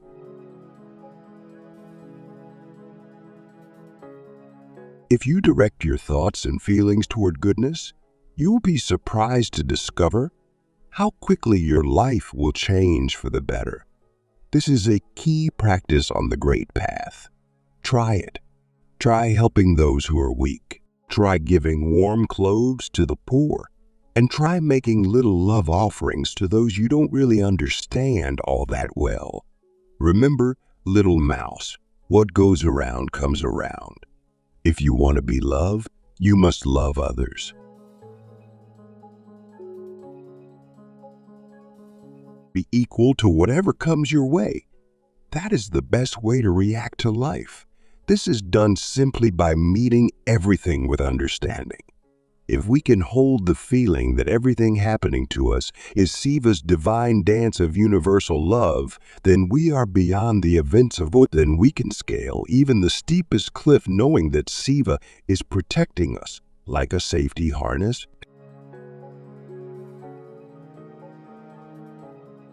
If you made a list of things on your mobile device that confuse you or bother you, you would see that they are small worries, small confusions. Still, they can bother you if you let them. Here's my advice, little mouse. When these things come up during the day, practice your deep. Let go of the outside and find peace on the inside. Peace is within you, night and day.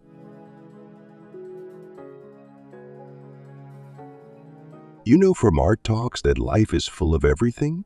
Some happy things, some not so happy. The important thing is to accept whatever life brings, to welcome it as a special blessing or challenge or opportunity to learn and grow, a gift from God Siva. Acceptance is full of magic.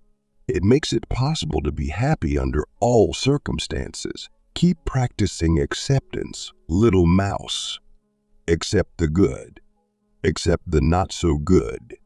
Sometimes the not so good is our best teacher. If you learn this one little secret, your life will never be miserable.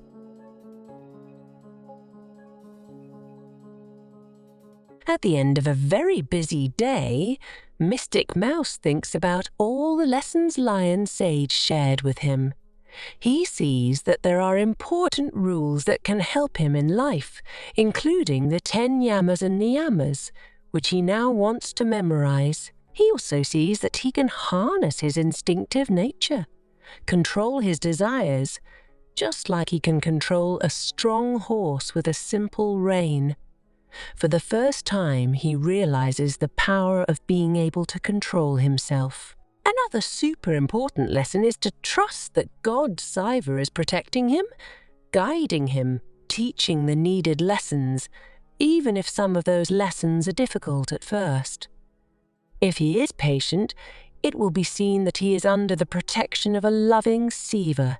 Then, maybe most important of all, Mouse has been introduced to the practice of acceptance.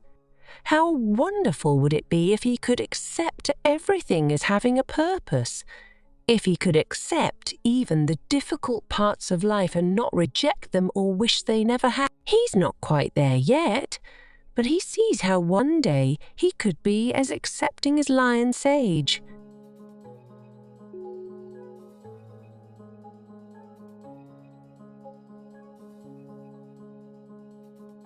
Lion Sage, Stories for Kids. Chapter 16, I'm all right now.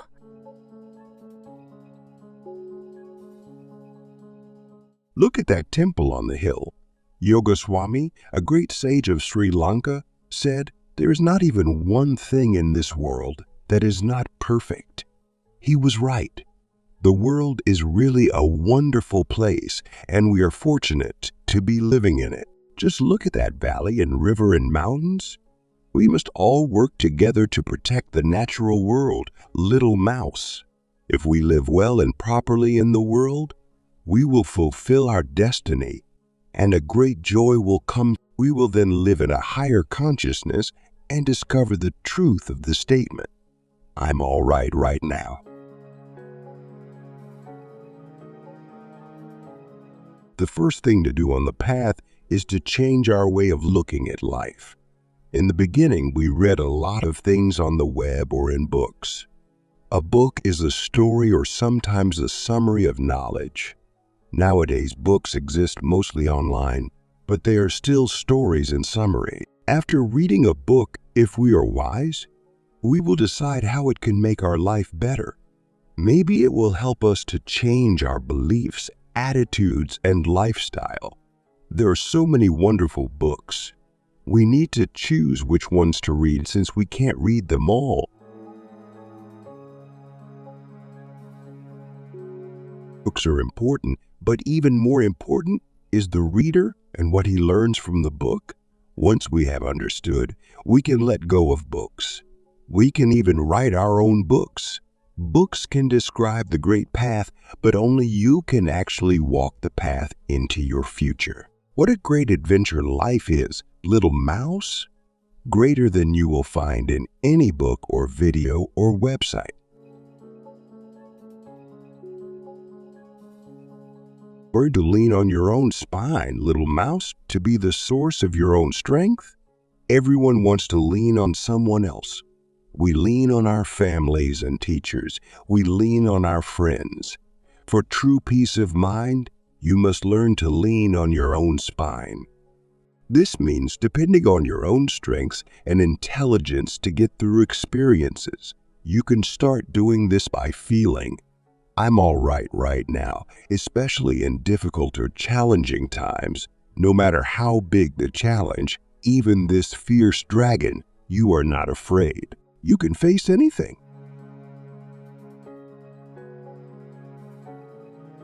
Let's look closer at the practice of leaning on our own spine. As we learned earlier, it means depending on yourself. You are strong when you depend on yourself for support. You are wise if you depend on yourself to solve problems and face challenges. You are peaceful if you depend on the life force or energy in the spine for security. So you can see it is a valuable thing to learn. Sit for a moment, little mouse. Meditate on the spine and the life force flowing through it to reach every cell of your body. That energy is who you really are. Most people on the path say they want to get rid of their desires. It's an impossible battle.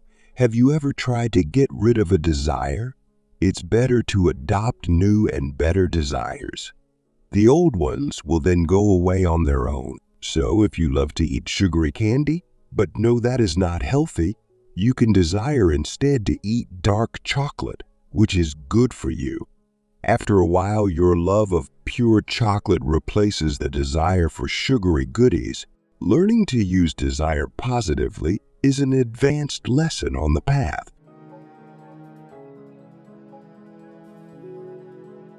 Feeling all right inside ourselves and adopting positive desires leads naturally to meditation. When we begin meditation, we must find a happy place and be among good people. Meditation takes us to that quiet and safe place inside. When we meditate, there is no worry, no fear, no confusion. It is helpful to practice the yoga postures for a few minutes before we meditate. This quiets the mind and relaxes us, gets us ready to sit without moving. When we meditate, the body should be oh so still. The room should be clean and undisturbed.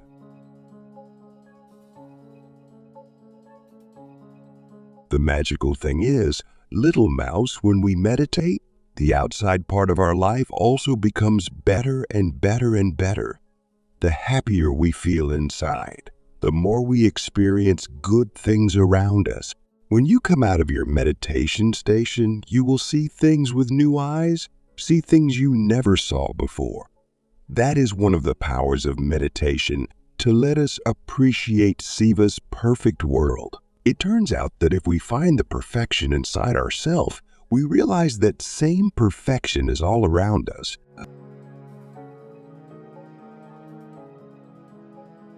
In deep meditation, we can see that the world is just as it should be.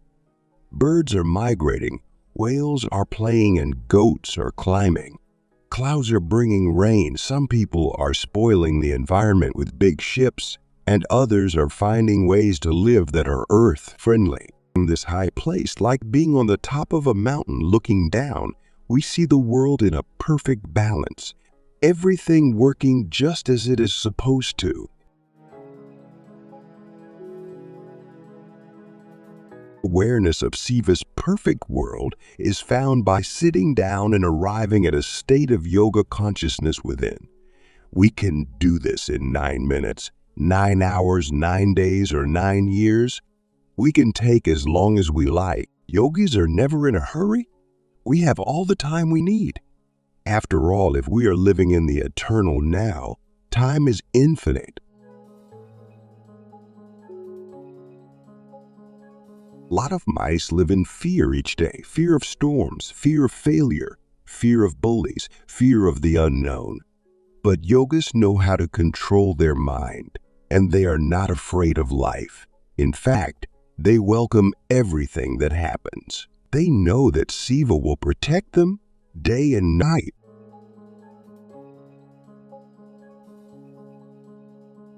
We can climb the nearby mountain and see from the top how perfect it is from that point of view. The mystic welcomes the challenges of the world. He doesn't run away. He knows that difficulties bring forth strength. He is always all right now. The mystic knows that most problems are with man and the way he looks at things. He knows he will face the same karma wherever he goes. Karma is the great law that all things, good and otherwise, return to us. So, he doesn't want to run away from the world. He can be as peaceful or as disturbed in New York City as in a remote Himalayan valley. Once again, Lion Sage has shown Mouse ways of looking at life that he never knew before. For one thing, Mouse is beginning to see that all things in the world are oak, just as they should be. He may not always be able to see that, but he is trying. And fear!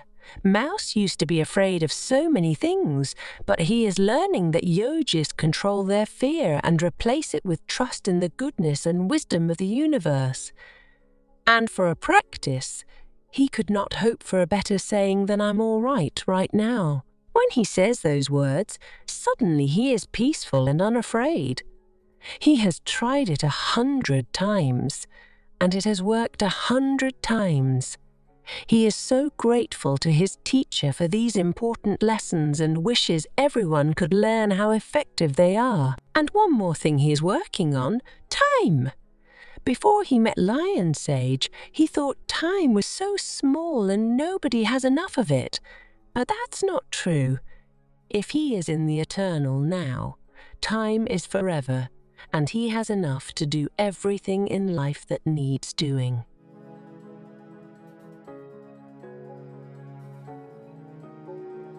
Lion Sage, Stories for Kids. Chapter 17, The Eternal Now. Pretend that you are balanced on a tightrope like a circus performer without a net.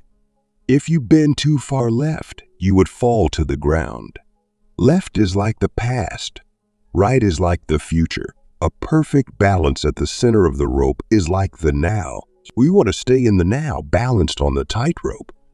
We do not want to fall into the past or the future.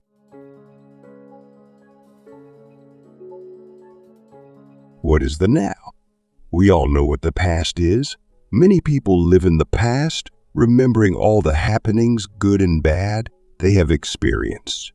Others live in the future, often worrying about all the bad things that might happen. The ability to live in the now is a spiritual power that we all have. We just have to learn how to use it. When we quiet the mind, leave regret and worry behind, we live in the now. To quiet the mind is simple, but it is not easy. It takes practice, just like the tightrope walker has to practice for many months to be able to walk across the canyon without falling.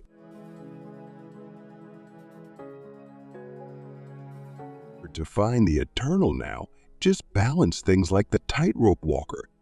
If you are worried, say to yourself, "I am all right now." this very instant. I am all right.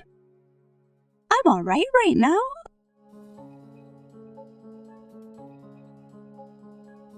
The past and the future both seem real when we experience them, but now is the only real time. And now, little mouse, is where great things happen. Great ideas take flight and creations happen. Artists live in the now, inventors invent in the now, athletes do their best in the now, poets write in, you guessed it, the now. You can get there anytime. Just say, I'm all right now, and let the feeling of these words vibrate within you.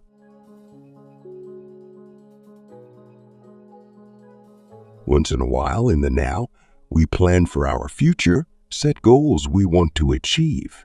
Then, because we have a strong reaction of some sort, our enthusiasm dies. We may even forget our goals, or we may not feel we are able to reach our goals. This is our instinctive nature. If we cannot control these instincts, we get distracted and find ourselves wandering off the great path.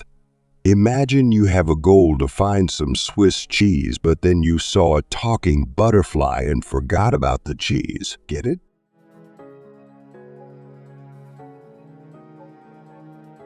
If we keep focused and use our willpower, all our goals can be achieved, even the big ones. Staying focused and using your willpower to overcome doubts means one day you can have all the cheese you can eat. The truth is, little mouse, that past and future are not real. Only the now is real, and so it is worth trying to live in the now, because then you are living fully.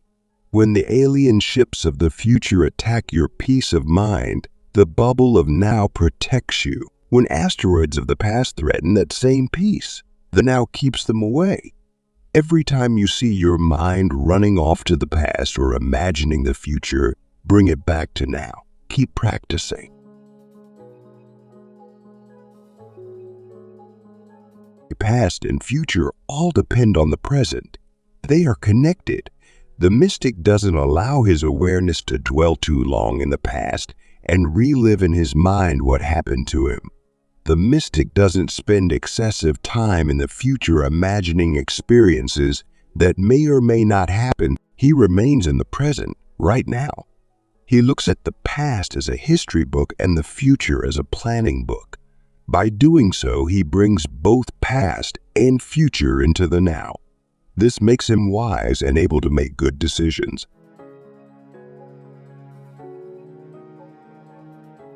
Tell yourself that you are the master of body, mind, and emotions. Feel this to be true. You will find that you are all right now, in this instant. You will find yourself free from fear, worry, and doubt.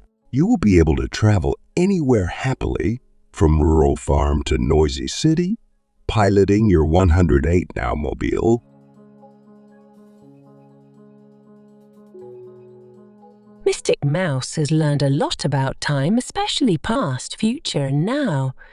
He sees the wisdom of not getting lost in past memories, and the wisdom of not wasting time in future imaginations.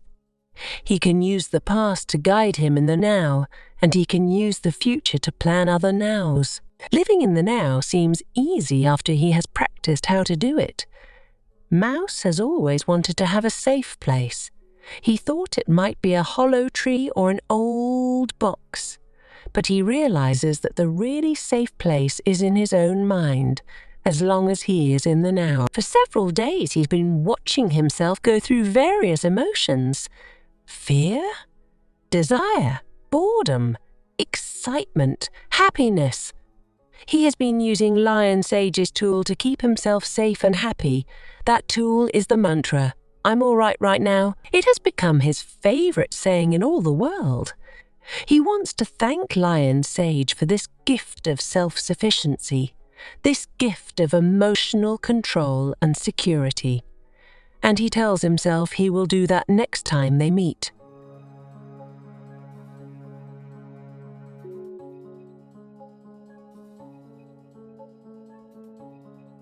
Lion Sage stories for kids. Chapter 18. Love is the sum of the law. Look at that little mouse helping a hungry and homeless stranger. He is showing the value of love. Pure love is the most important thing of all. Pure love has nothing to do with emotion or likes and dislikes. It flows freely through the person who does not live in resentment, malice, greed, and anger. Pure love can be found in giving, like the sharing of Mouse's favorite cheese. When a person begins to think more about others than he does of himself, he will find that there will be others who think more of him than they do of themselves. The love that he sends out will come back to him by the law of karma. I'm so proud of Mouse today.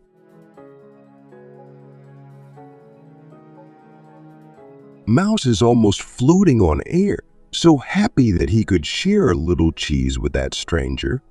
He never knew he would find such joy and happiness just by making others happy. When we live in the instinctive mind, we are constantly going back and forth between giving and we think too much about ourselves. Helping others awakens a deep love for everyone and everything.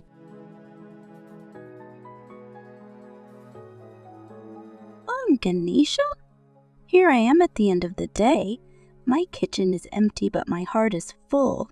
I may not have my favorite cheese for dinner, but I feel so content. This must be what it is like to not be selfish. I should try it more often. Lion Sage's words about love have gone deeply into Mystic Mouse's soul. He now sees that his little sacrifice to the hungry stranger has filled him with compassion for others who suffer more than he does. See, little mouse, how your gifts have filled your own heart with love? The more you love, the more you give. And the more you give, the more you are filled with love. Giving brings new life. Giving is important on the great path. When we learn to give often and freely, we realize that we are not the giver. We can only give to others what we have been given, so we are just a channel for giving. This is your next practice, little mouse, to give more and give more often. Even a gift of kind words is still a gift. Even good thoughts sent out to the world is a gift from your mind. Giving comes in many forms. See how many you can find.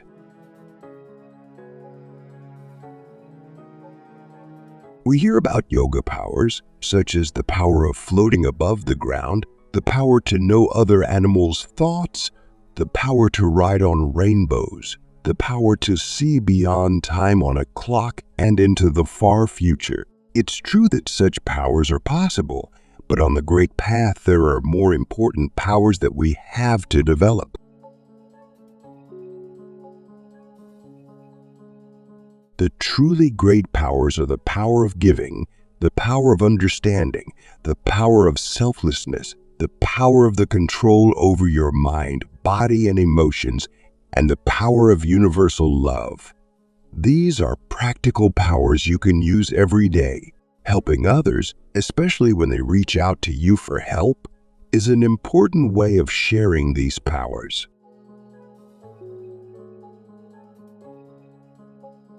As we go forward together on the great path, little mouse, don't forget your powers. The more you use them, the stronger they become. The more you help others, the more you learn the art of making others strong. The more you love others, the more others will naturally love you. The more you control your mind and emotions, the more you can accomplish. And all the time you are doing this, keep your distant goal in mind, like that mountain on the horizon.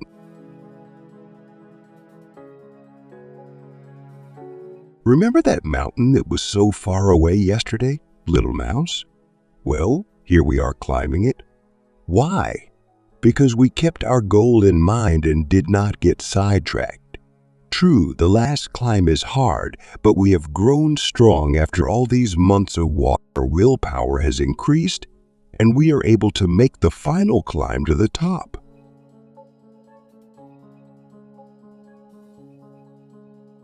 Anything we want to do in life, little mouse, requires the qualities we have been learning about and the determination to put them into action in daily life. But not all of our qualities are useful. Some need to be softened. I will teach you a way to make your good qualities stronger and your other qualities softer. Write down on a piece of paper the things that help you and the things that hinder you. Then choose the ones that you want to keep and toss away the ones that you really don't need anymore. We can choose our qualities like we choose our clothes. Let's see now. I am afraid of cats, but that is good. Otherwise, they might catch me. I hide cheese and don't share it. Maybe I should not do that anymore. I could learn to share my cheese more often with others. Remember, little mouse, it is you and you alone who chooses your good qualities. Just like you can choose a great outfit to wear, you would not choose an ugly outfit, right? And you also don't want to choose anything but good qualities. Your attitudes are so much more important than the clothes you wear.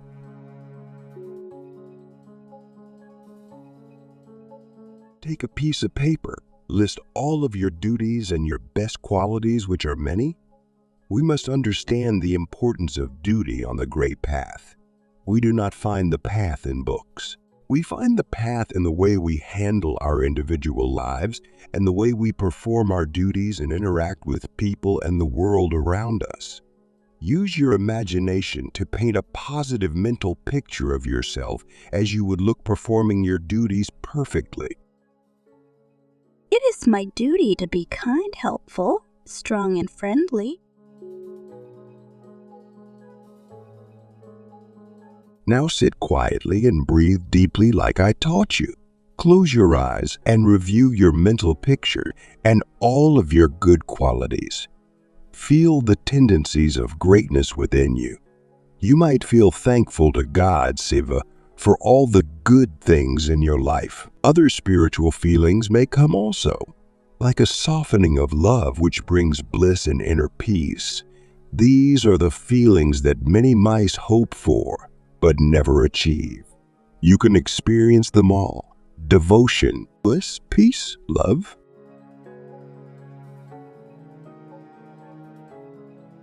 Mouse has learned to awaken his best and strongest qualities. He knows he will have to work and practice, but he is certain that he can achieve all that Lion Sage speaks about. It will just take time.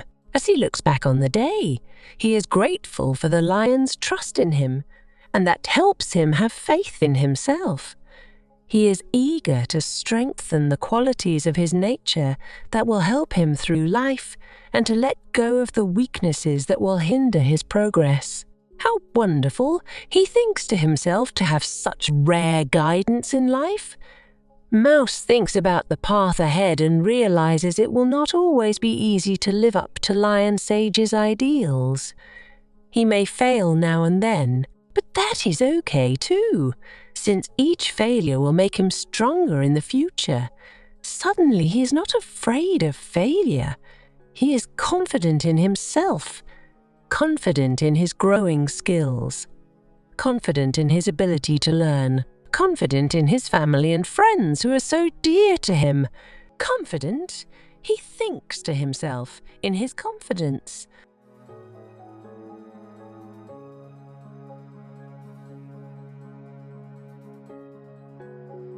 Lion Sage, Stories for Kids. Chapter 19. Love of the Gods. Here we are, little mouse, bringing our offerings to worship Lord Ganesha. Devotion in Hinduism is called bhakti. Some say it is a kind of yoga. It is an entire realm of knowledge and practice, ranging from the childlike wonder of the unknown and the mysterious to the deep reverence, which comes with understanding the interworkings of the three worlds. Did you know there are three worlds?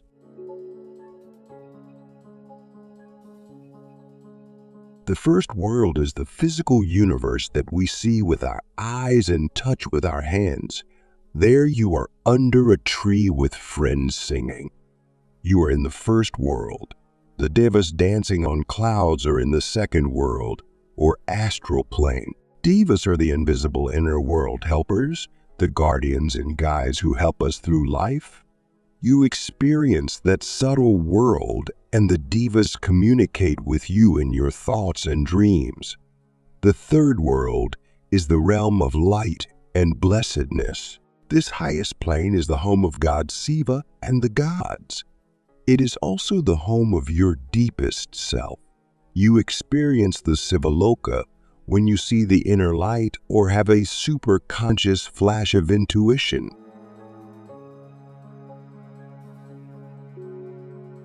Mouse, the three worlds meet in the Hindu temple.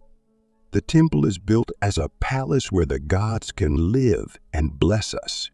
We must approach these great lords in a very sensitive way. Let's prostrate to this giant Sivalingam, and in our heart feel we are connecting with God Siva.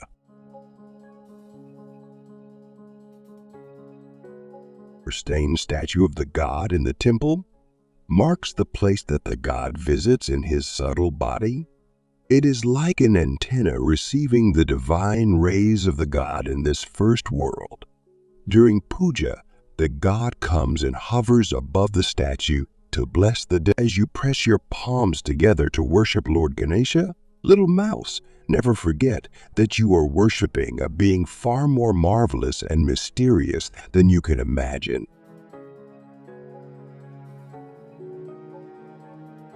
When we perform the religious ceremony of puja, we ring bells, offer flames, and recite special Sanskrit chants to attract the attention of the devas and gods of the inner worlds. That is the purpose of puja. It is a form of communication. When you feel blessings coming from these divine beings, you are experiencing darshan. Some devotees may experience this darshan through the third eye and actually see the god in a mystical vision. Connecting with the god is like communicating on Wi-Fi with an unlimited data plan. Your devotion is your password. The mouse, you can worship God and the gods anywhere. But the temple is the best place because it is built as a special, sacred space for the three worlds to meet as one.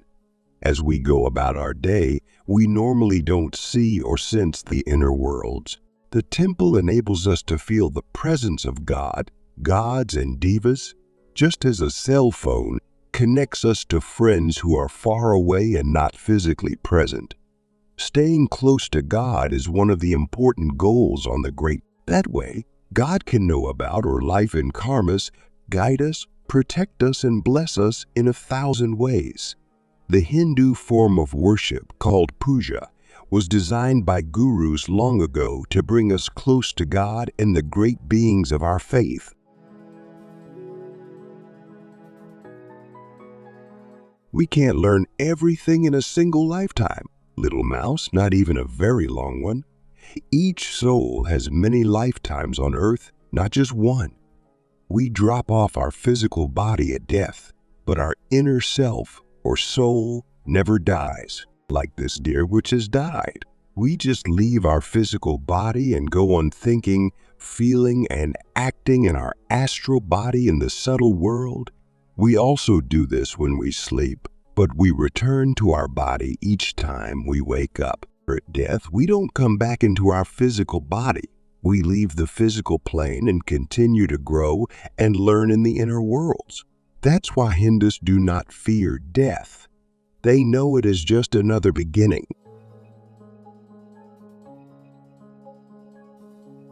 After some time, we are born again as a baby in a new physical body, with a new mother and father, a new name, and a new future. This return to the physical plane in a new body is called reincarnation. Imagine a phone with a SIM card. Just as you can move all your games and apps to a new phone when your old one is worn out by moving the SIM card, You can move your experiences to a new body after you die and continue your evolution. Isn't that a wonderful thing?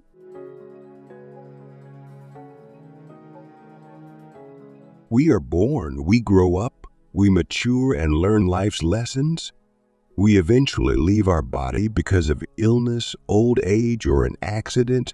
Then we are born again. This happens again and again and again. Sometimes we are born as a girl, sometimes as a boy. The way we live in this present life determines what our next life will be like. Here is your reincarnation cycle, little mouse, guided by God Saiva. You started as a small baby, then grew into a child and an adult and will grow to be an elder. After your great departure, which is the sweet word Hindus used to describe death, you will continue the cycle until one day you merge with Siva.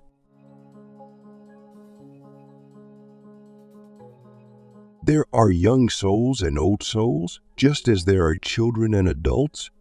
Each lifetime is but one stride on the great journey of your soul. Remember the squirrel you met yesterday? He was so confused about everything and could not understand what you were saying. He is a young soul with only a few lives. You are an old soul, and that's why you can understand all of the things I tell you. That's why you love everyone and think about helping others.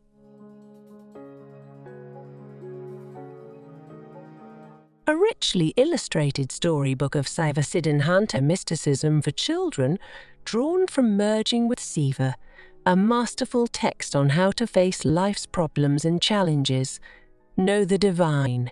Go within and see God everywhere, in everyone. In 19 illustrated lessons, this book conveys the basics of a 1,000-page book created by Satguru Sivaya Subramaniya Swami Kudava, 1927 to 2001. He was called the Lion of Dharma, and in a sense he lives in these pages as the wise and approachable lion sage. This book is meant to inspire youth to know and follow that venerable way of wisdom embodied in the Saiva Siddhanta traditions of South India and Sri Lanka.